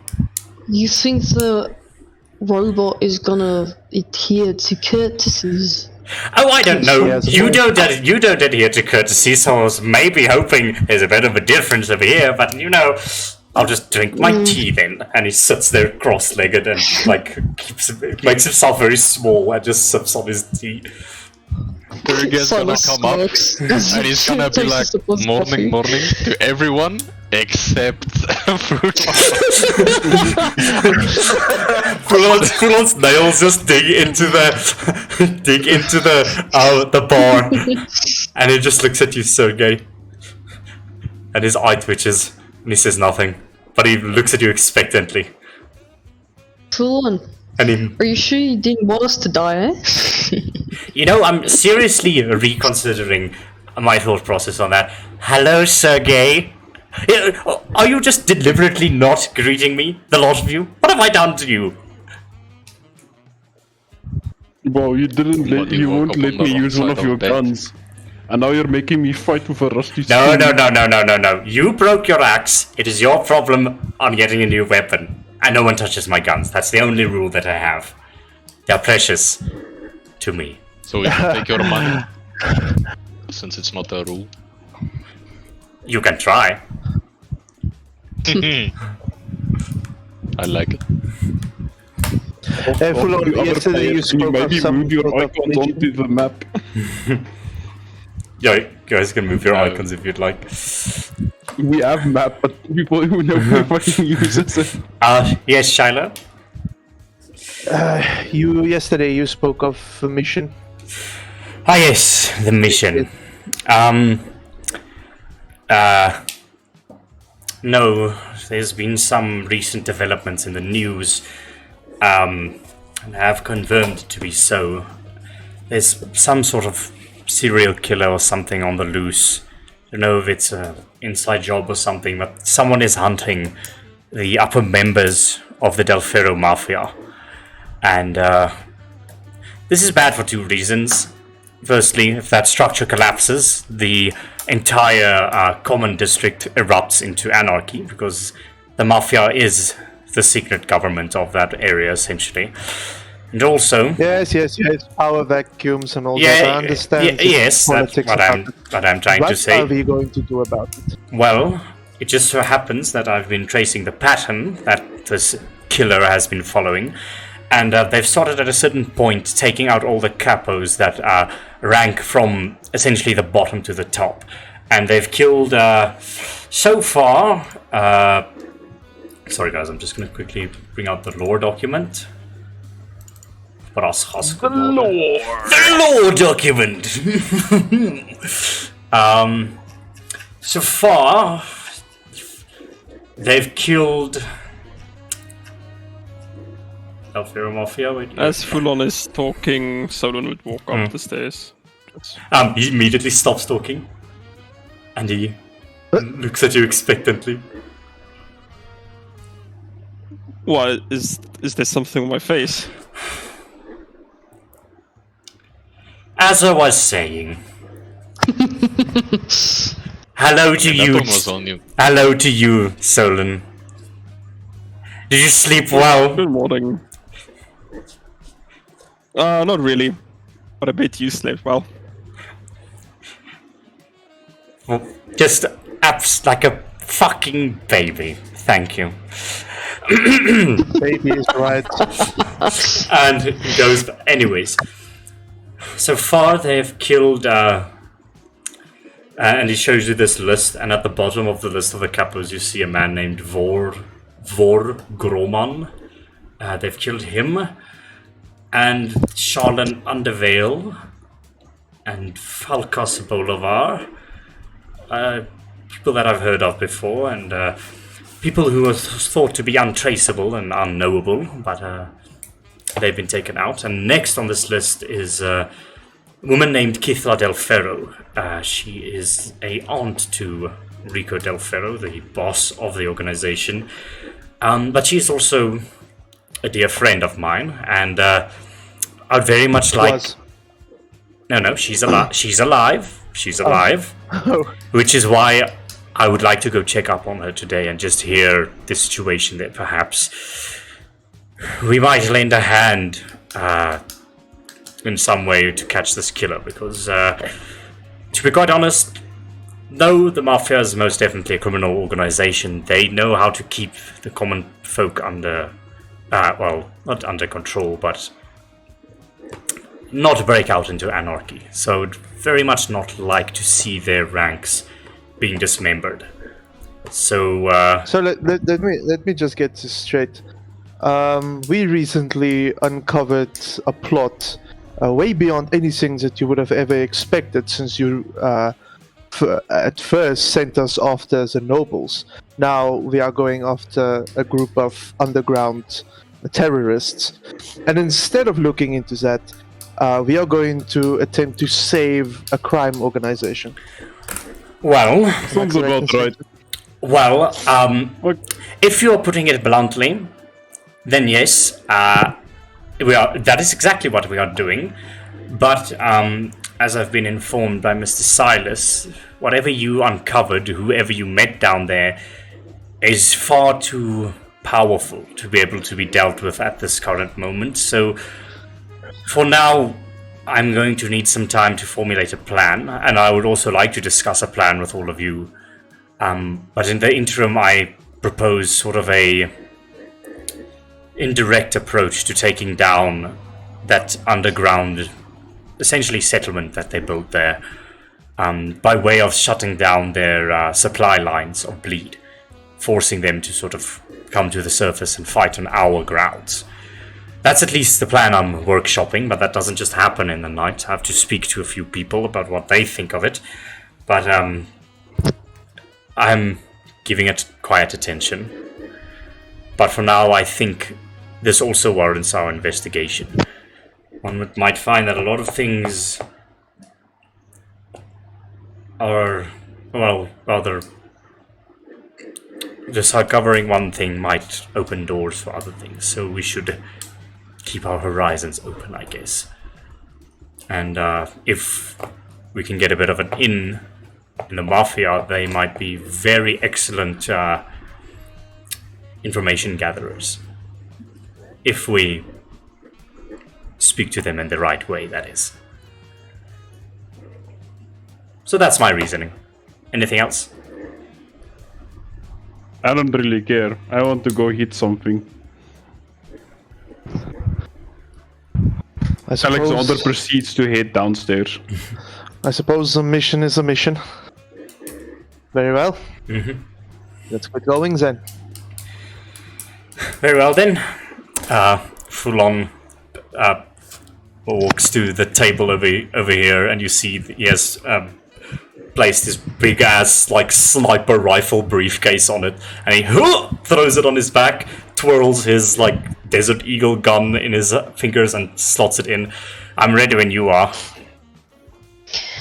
Let me just go grab my kit from downstairs, eh?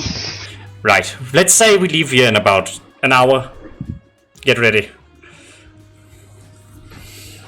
Is there anything in your... So, Fucking, what's his name? Not Sergey. Alexander. Where are you at the moment? Alexander's going down the stairs. Apparently. Yeah, you feel a ding ding ding sound of someone knocking at, poking at your metal arm. And if you turn around, you see that it is Shiloh. I couldn't help but notice that you are uncharacteristically unarmed at the moment. And like I look at your metal arm, so to speak. What do you mean? I have my 2 fists right here. Yes, that's nice. However, big bull, and he shows you a gun. He hands it to you. Alexander just giggles. Yes, and he just walks down.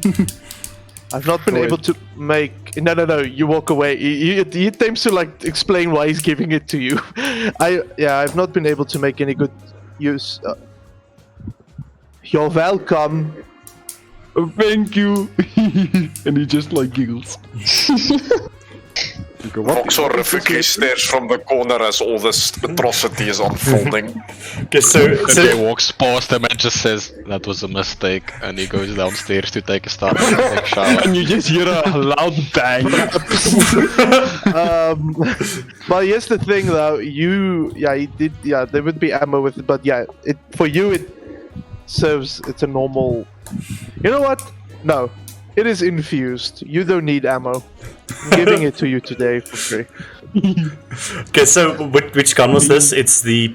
It's I named it a flintlock pistol, but it's just like I think a normal pistol. Okay, so you can add just a pistol to your inventory, please.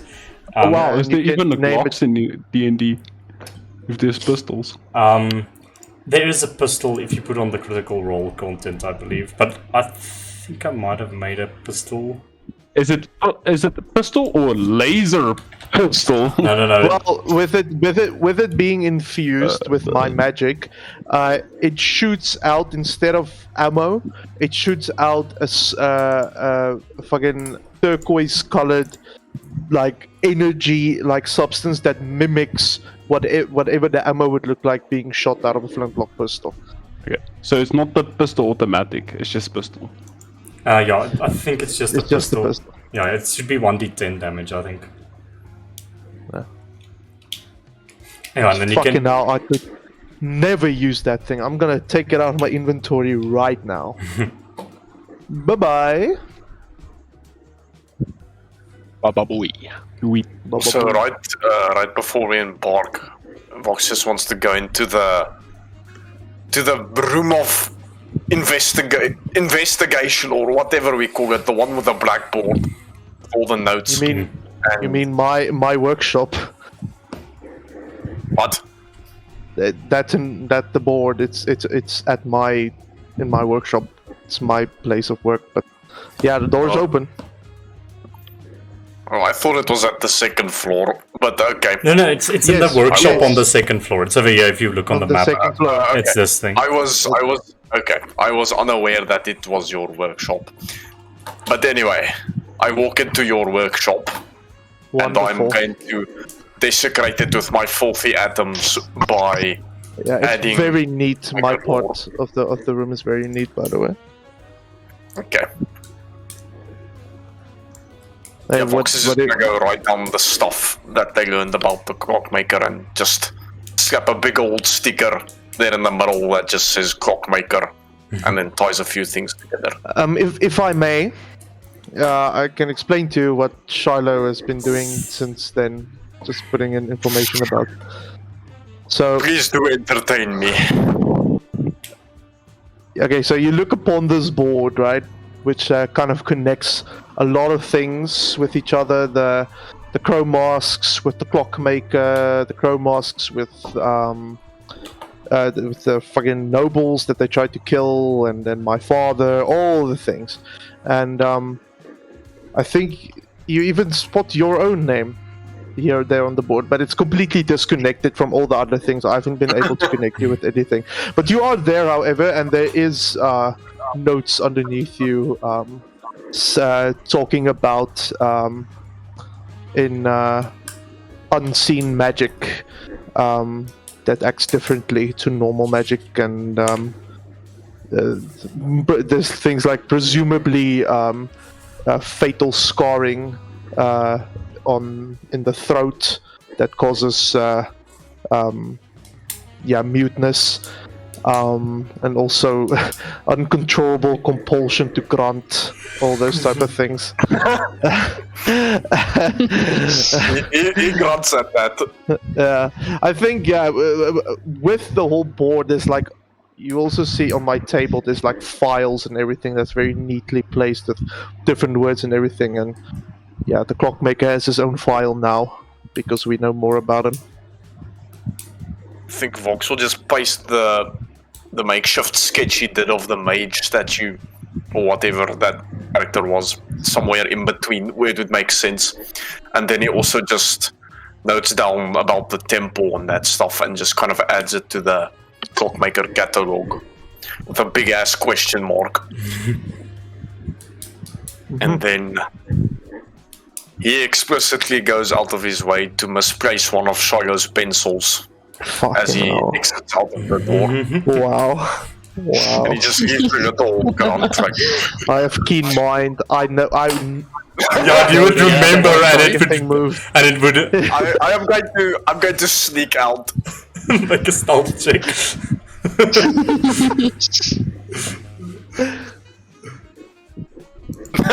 22. Yeah. You're gone. I become one with the carpet. Like Tom from Tom and Jerry. You like go underneath the carpet on one side, and then it becomes completely flat, and then you just get out on the other side of the carpet. Okay. Anyone else doing something in preparation, or you're all just grabbing your shit? Alexander is Shiloh's already figuring out went how to shoot a pistol. Are you doing target practice at the moment? No, I'm just like rotating it and like looking around, maybe looking down the barrel once or twice. Make an intelligence check as you look down the barrel. If it's a natural one, you shoot yourself.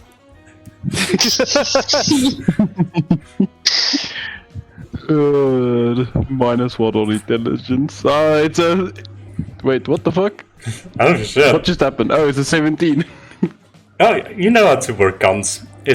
You're no stranger to this, and but yeah, you do notice the modifications that Shiloh has infused into it. This is a repeating gun. You don't have to reload it. It gets rid of the tedious, because guns are powerful, but their weakness is they have to be reloaded.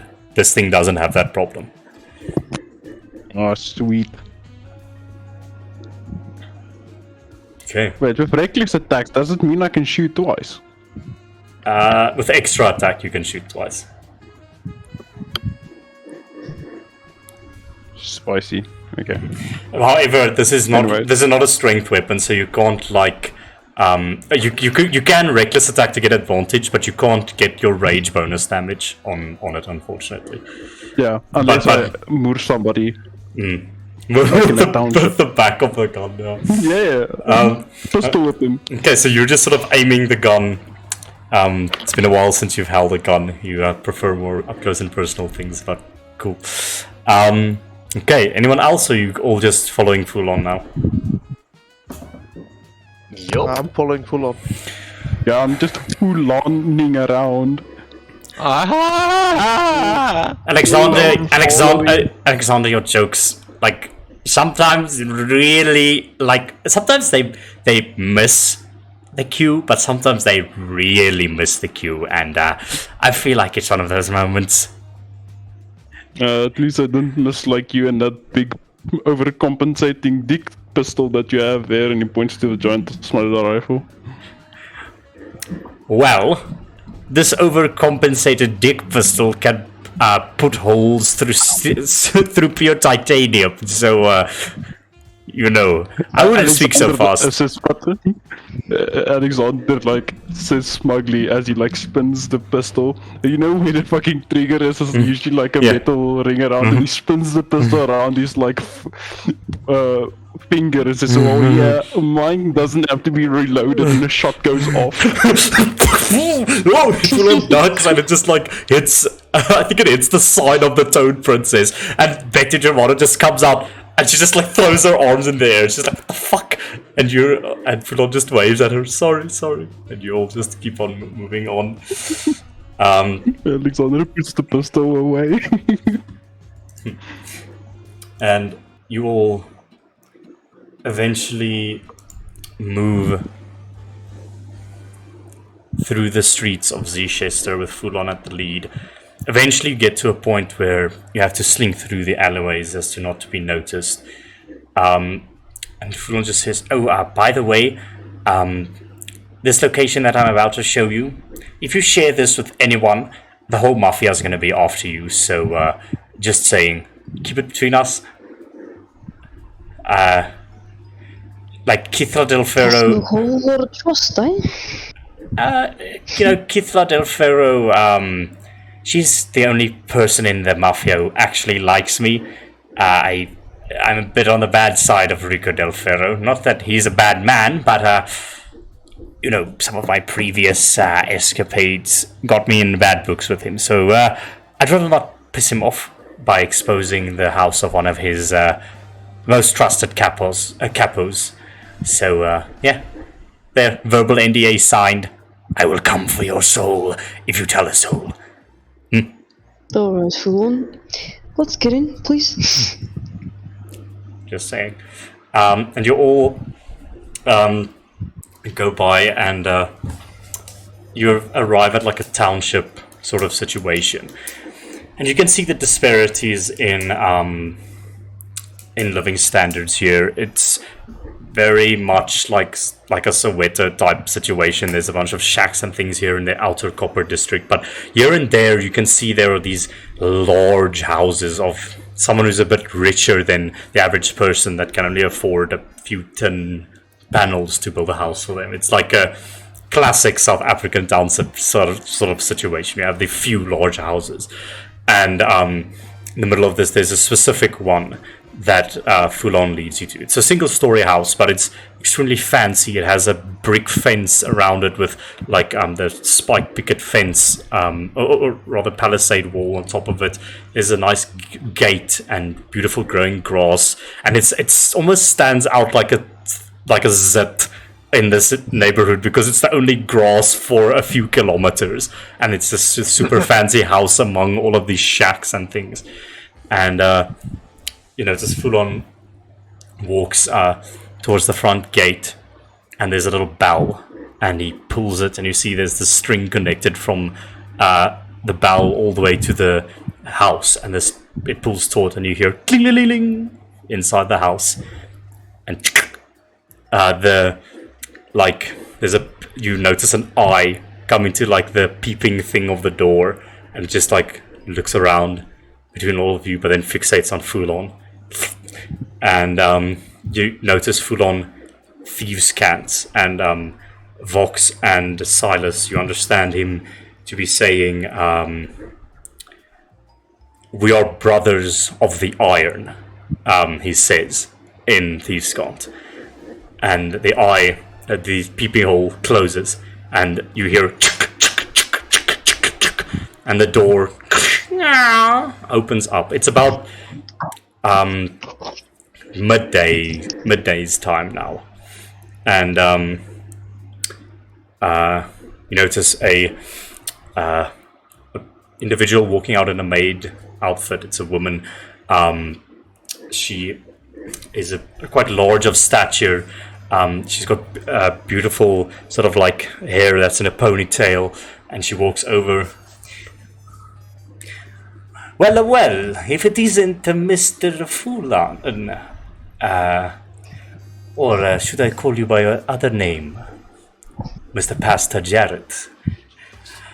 Oh, well, hello there, Susie. It is me indeed. I've come to see your wondrous mistress again. These are friends of mine, highly trusted. You don't have to worry about them. I just have a few words to speak with the mistress. All right, then. You better know what you're doing. She's not really in a mood for a people today, but you can see what you can do with her. Well, to be quite honest, she's never in the mood to see people, but maybe just the wrinkles on your face and that smug little smile of yours might change your mind. I don't know. She lights up around you, it seems. Should come out more often. She screams less at us. Of course. And Susie opens the gates, and it opens. And she just goes, "Evening, gentlemen. Hello, miss." And she nods to Laura. To any of you where Voxy goes to you, "May I take your coat, sir?" She's met with the stare of the abyss. Oh, no? I'm just saying, Miss Keithela doesn't take kindly to heavy clothing in her midst, you know. You can hide death rays and things behind it, so I must insist, please. Vox just kind of shambles around in his cloak, and he just takes out a violent-looking dagger, and he just gives it to her. Very well, but I am still going to need that cloak over yours, sir. He closes the cloak, and it's skin tight now, and he keeps walking. And Fulon just like rub checks you with his elbow, and he just says, "Do what the nice lady says, Vox. We don't want to upset the mistress." Vox just he swings his head like from side to side, just with a big fuck you to Fulon.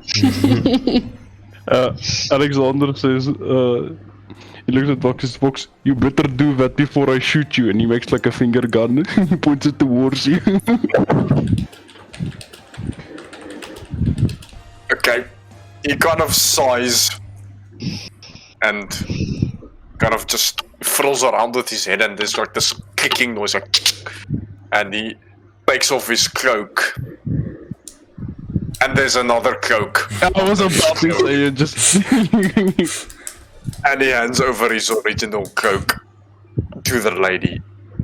She just blinks in amazement. You know what? Just keep it. Just keep it. That just made my day. Just to saying. Like a violent animal, he just yoinks it back out of her hands, like. The rest of you, I must please insist that you leave your weapons at the door.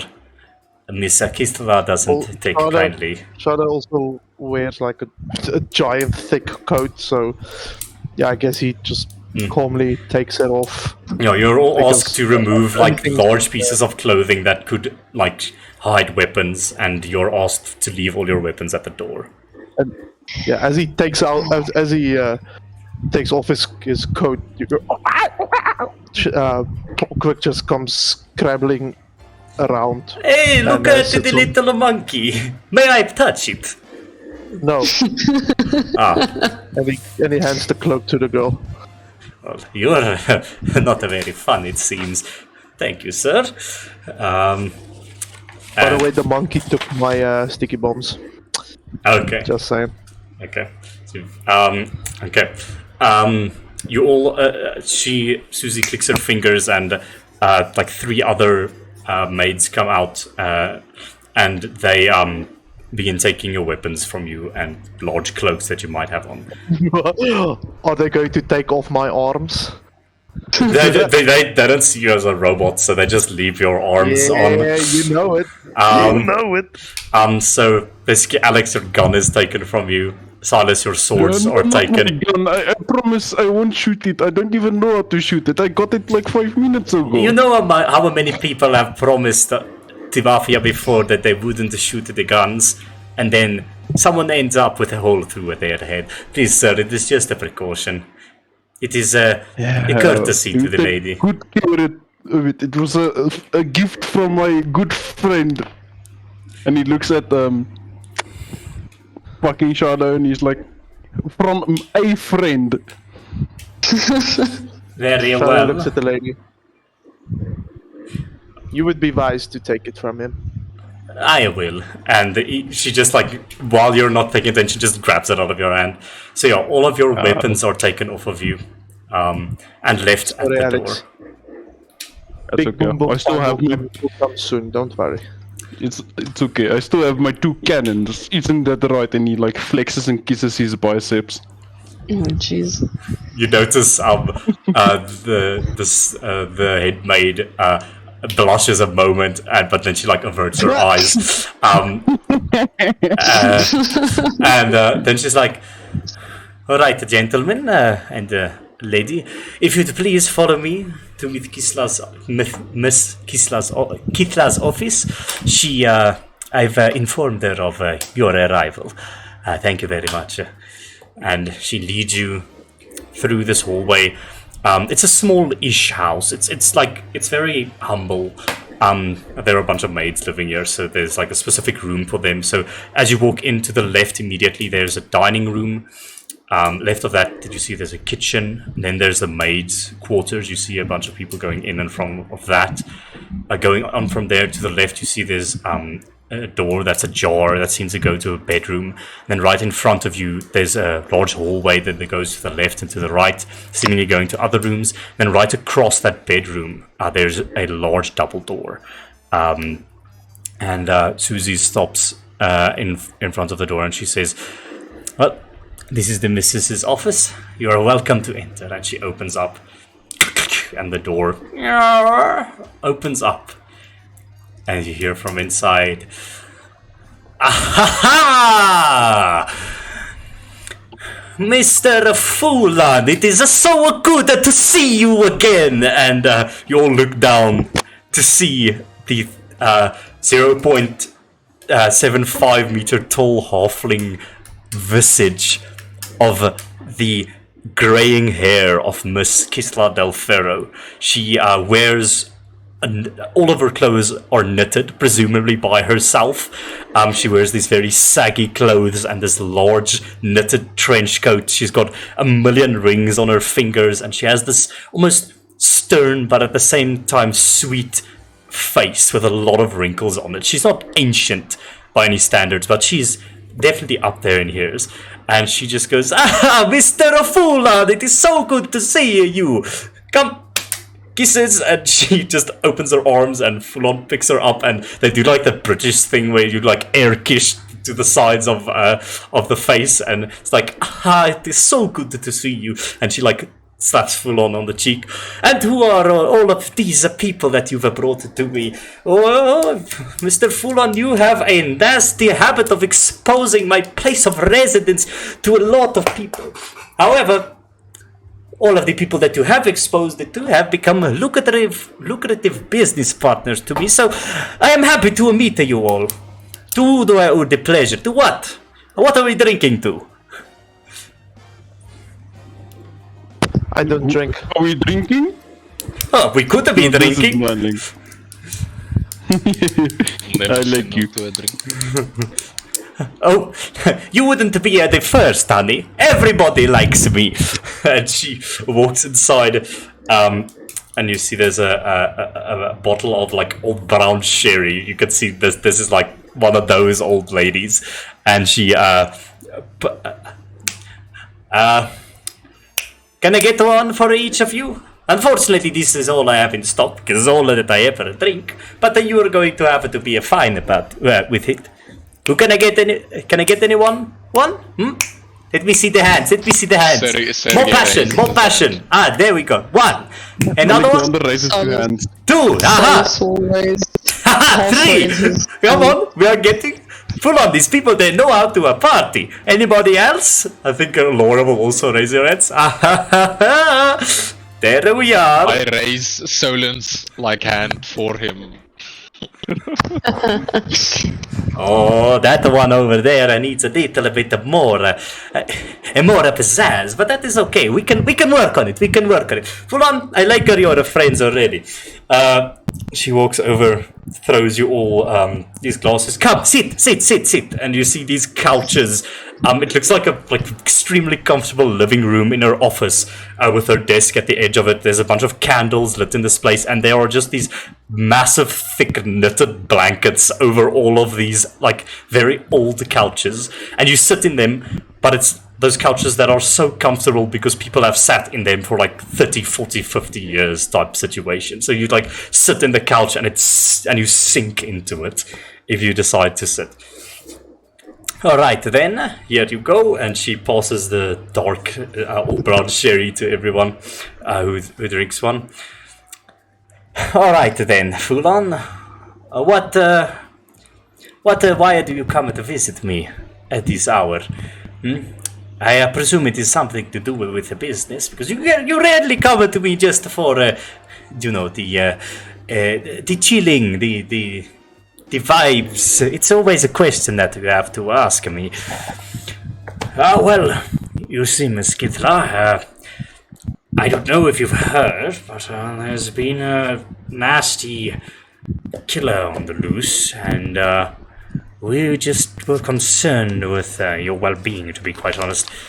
My well-being? Oh, you are too sweet, darling, but who the hell is going to find me in the middle of nowhere?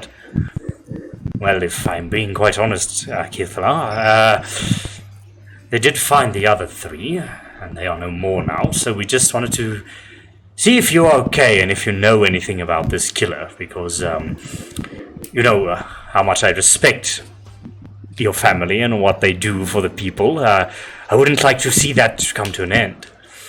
You make a good point, well, so far, I haven't heard much about this killer. Just that he seems to have an uncanny knack of sniffing out, apparently, these members of us. People who previously thought that their dresses were well hidden. Possibly could be inside job.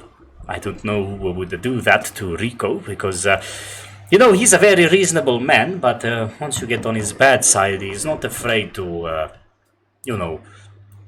put you full of holes or drown you or light you on fire, things like that, scare tactics, the big spiel, yes.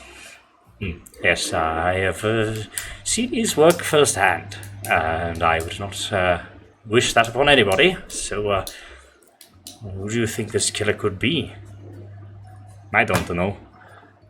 No, you are just here to protect all the fragile ladies. That is nice, very nice. Alright then. Can I do a check on her? Yes, you can make an insight check for me.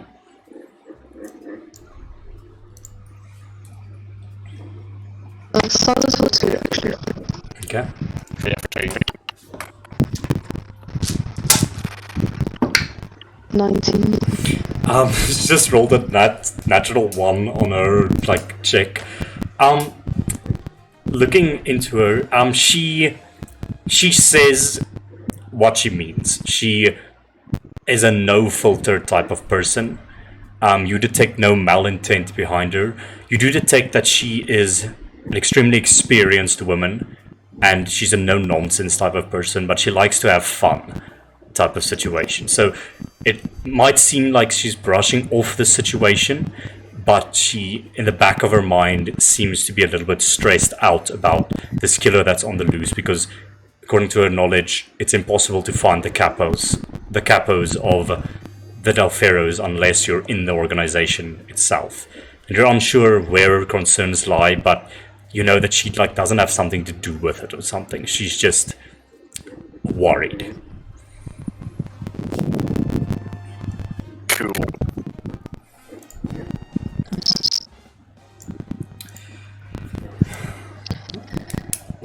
Just a thing, I'm gonna have to go for a moment because I should see if I can join on the phone. Yeah, we're not gonna go on much longer. So what do you wish to do? You want to catch this killer? Because if you do that, I could, put in for you a little word or something. I mean, if you catch the killer of the couple, something that for now eludes us, that might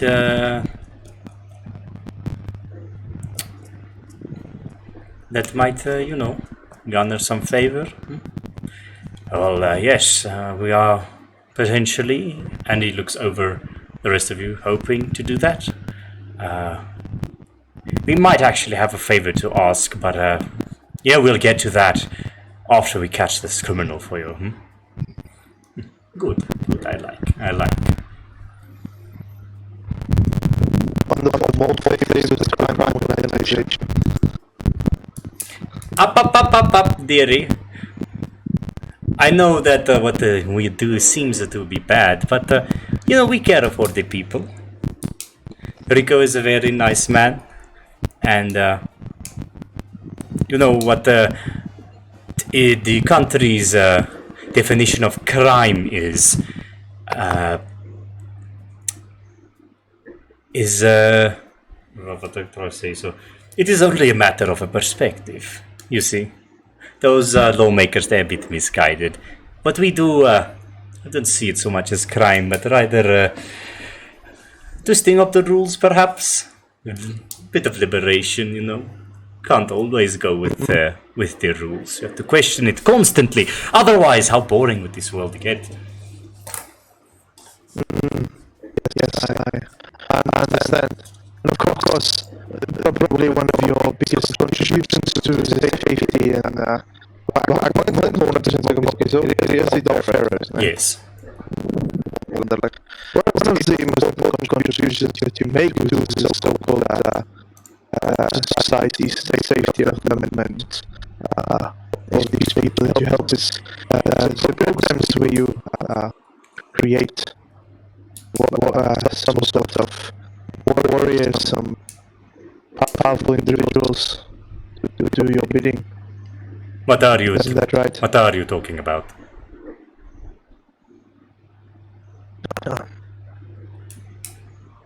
Nothing of importance.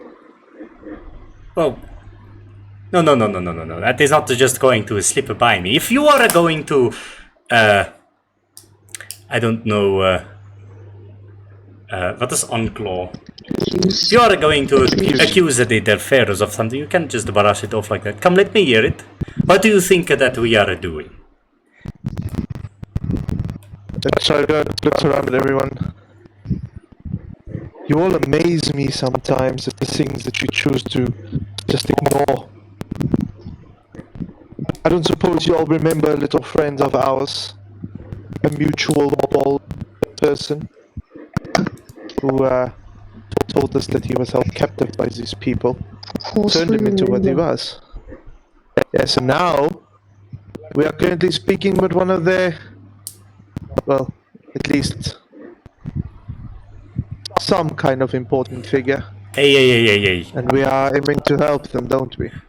The only people that we keep captive are those that cross us, that do devious things about us. But we would never capture somebody and experiment on them like you seem to be accusing us. Inside check. Inside check! Yeah, I'm doing another inside check as well. Yeah. Ooh, 26. Alright, let's go. I rolled a 14. Both of you know that she's telling the truth. Well, She in doesn't that know, case, so... madam, and just looks at you and he says, What? in that case, madam, I think there's some things in your little so-called better of two evils organizations that you might want to look into. As you say that,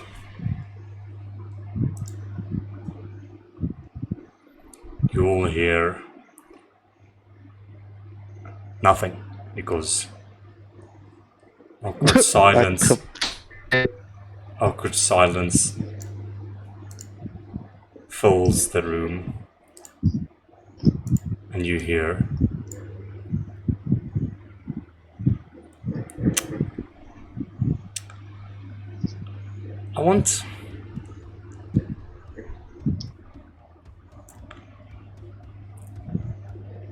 I want Etienne, if you would please take the wheel. Oh my god. No, my power's going off. You couldn't do this. Let's have to wait. You have just arrived at the door of Kitha Del'Ferro's home. Your next target. How do you enter this place? I can give you a map if you'd like to sort of place yourself, but how do you enter this place, and tell me what everyone hears in this silence as you stalk? I would appreciate a map. Yes. That would be wonderful. Yes, of It course. is a map. I'm gonna join on my phone because I don't want my PC to shut off like this. Okay. Same here. Give me a Okay, second. let's give it a moment. Are you gonna stream the map or must I join? Yeah, you can join I'll do Al that. there. Please resend link. As I believe. It is in the Telegraph. It's the you just scroll a bit up, and then you will see there's one up there that says Brass Gasconade. No, sorry, that's one. No, Wonderful. not the OneDrive one. The one on top of it. It says join your party in the Feral Feral State. Yeah, for some reason.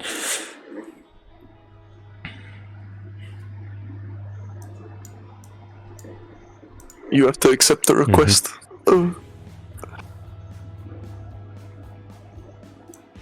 How's it, gents? Good to be back.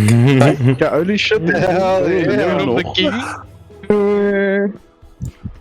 thought you died. Never to be seen again. Not quite.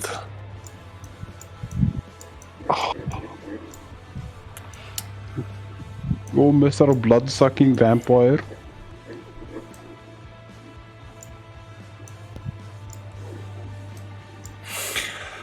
Okay, if everyone is present again, we will continue with this. One second, my scroll wheel is still broken, so I can't zoom in on the map. It's very annoying.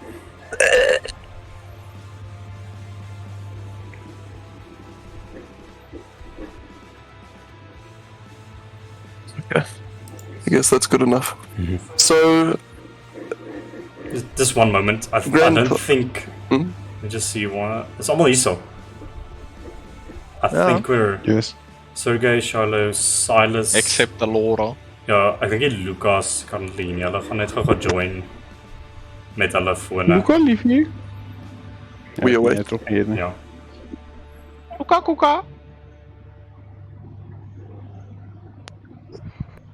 Are we going to fight Grant? You don't know what's happening. Oh yeah, I'm gonna shoot Or him. not. I'm gonna shoot him real good. I'm telling you, I'll shoot him fucked up.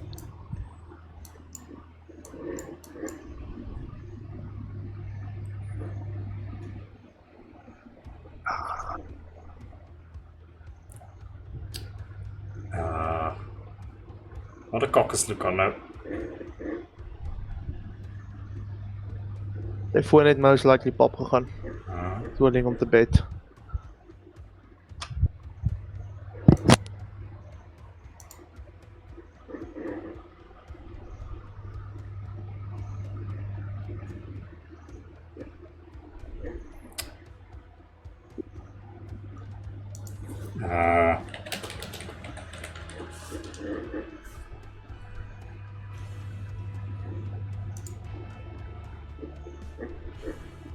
Grant's music Loki sounds like Fortnite lobby music.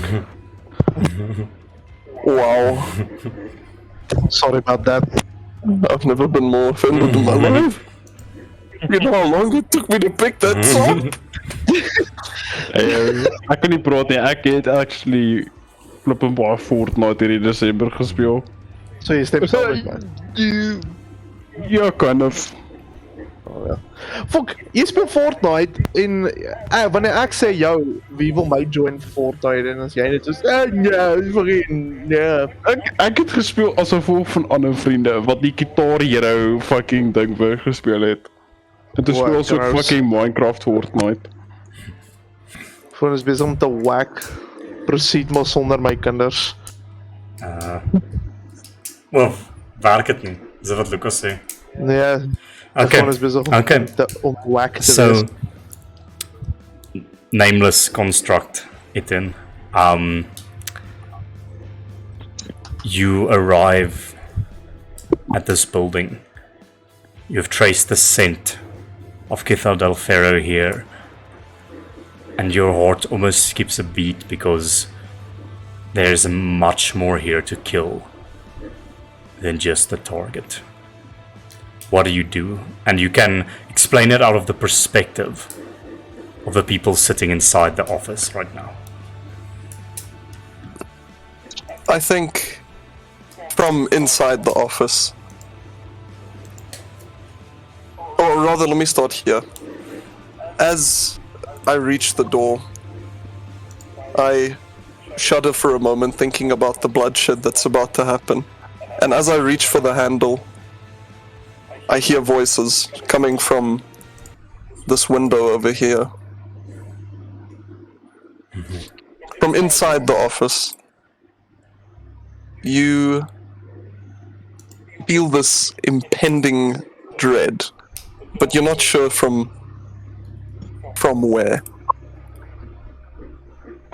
As in the blink of an eye, in a moment, what was just a normal, quiet room filled with idle conversation is completely interrupted by the shattering of a window and the movement of an enormous shadow across the room as this hulking monster jumps through the window, and before any of you can even react, lands, twists, jumps straight at the Del'Ferro and grabs her by the throat and just snaps it completely off, neck turned 90 degrees. And as you watch this ginormous creature moving much too fast for its size, with this lifeless, limp, bleeding corpse in his hand, he just drops it, turns to all of you, and lets out this low groan, almost like a muffled screech.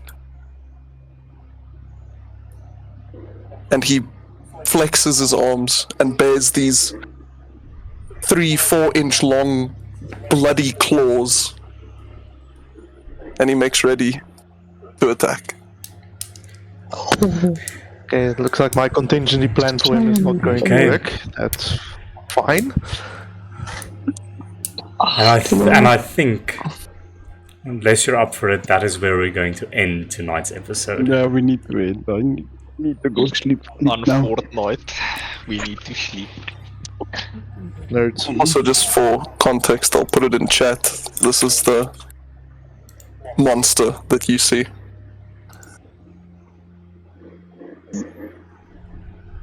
Oh, What damn. the fuck is that? Is Grant no longer small boy? He's just a murderer. He's the now. Is that? What the hell is that? Thank you, ladies and gentlemen, for our first session of the Brass Gasconade for 2024. We will be seeing you next time. Bye-bye. Bye.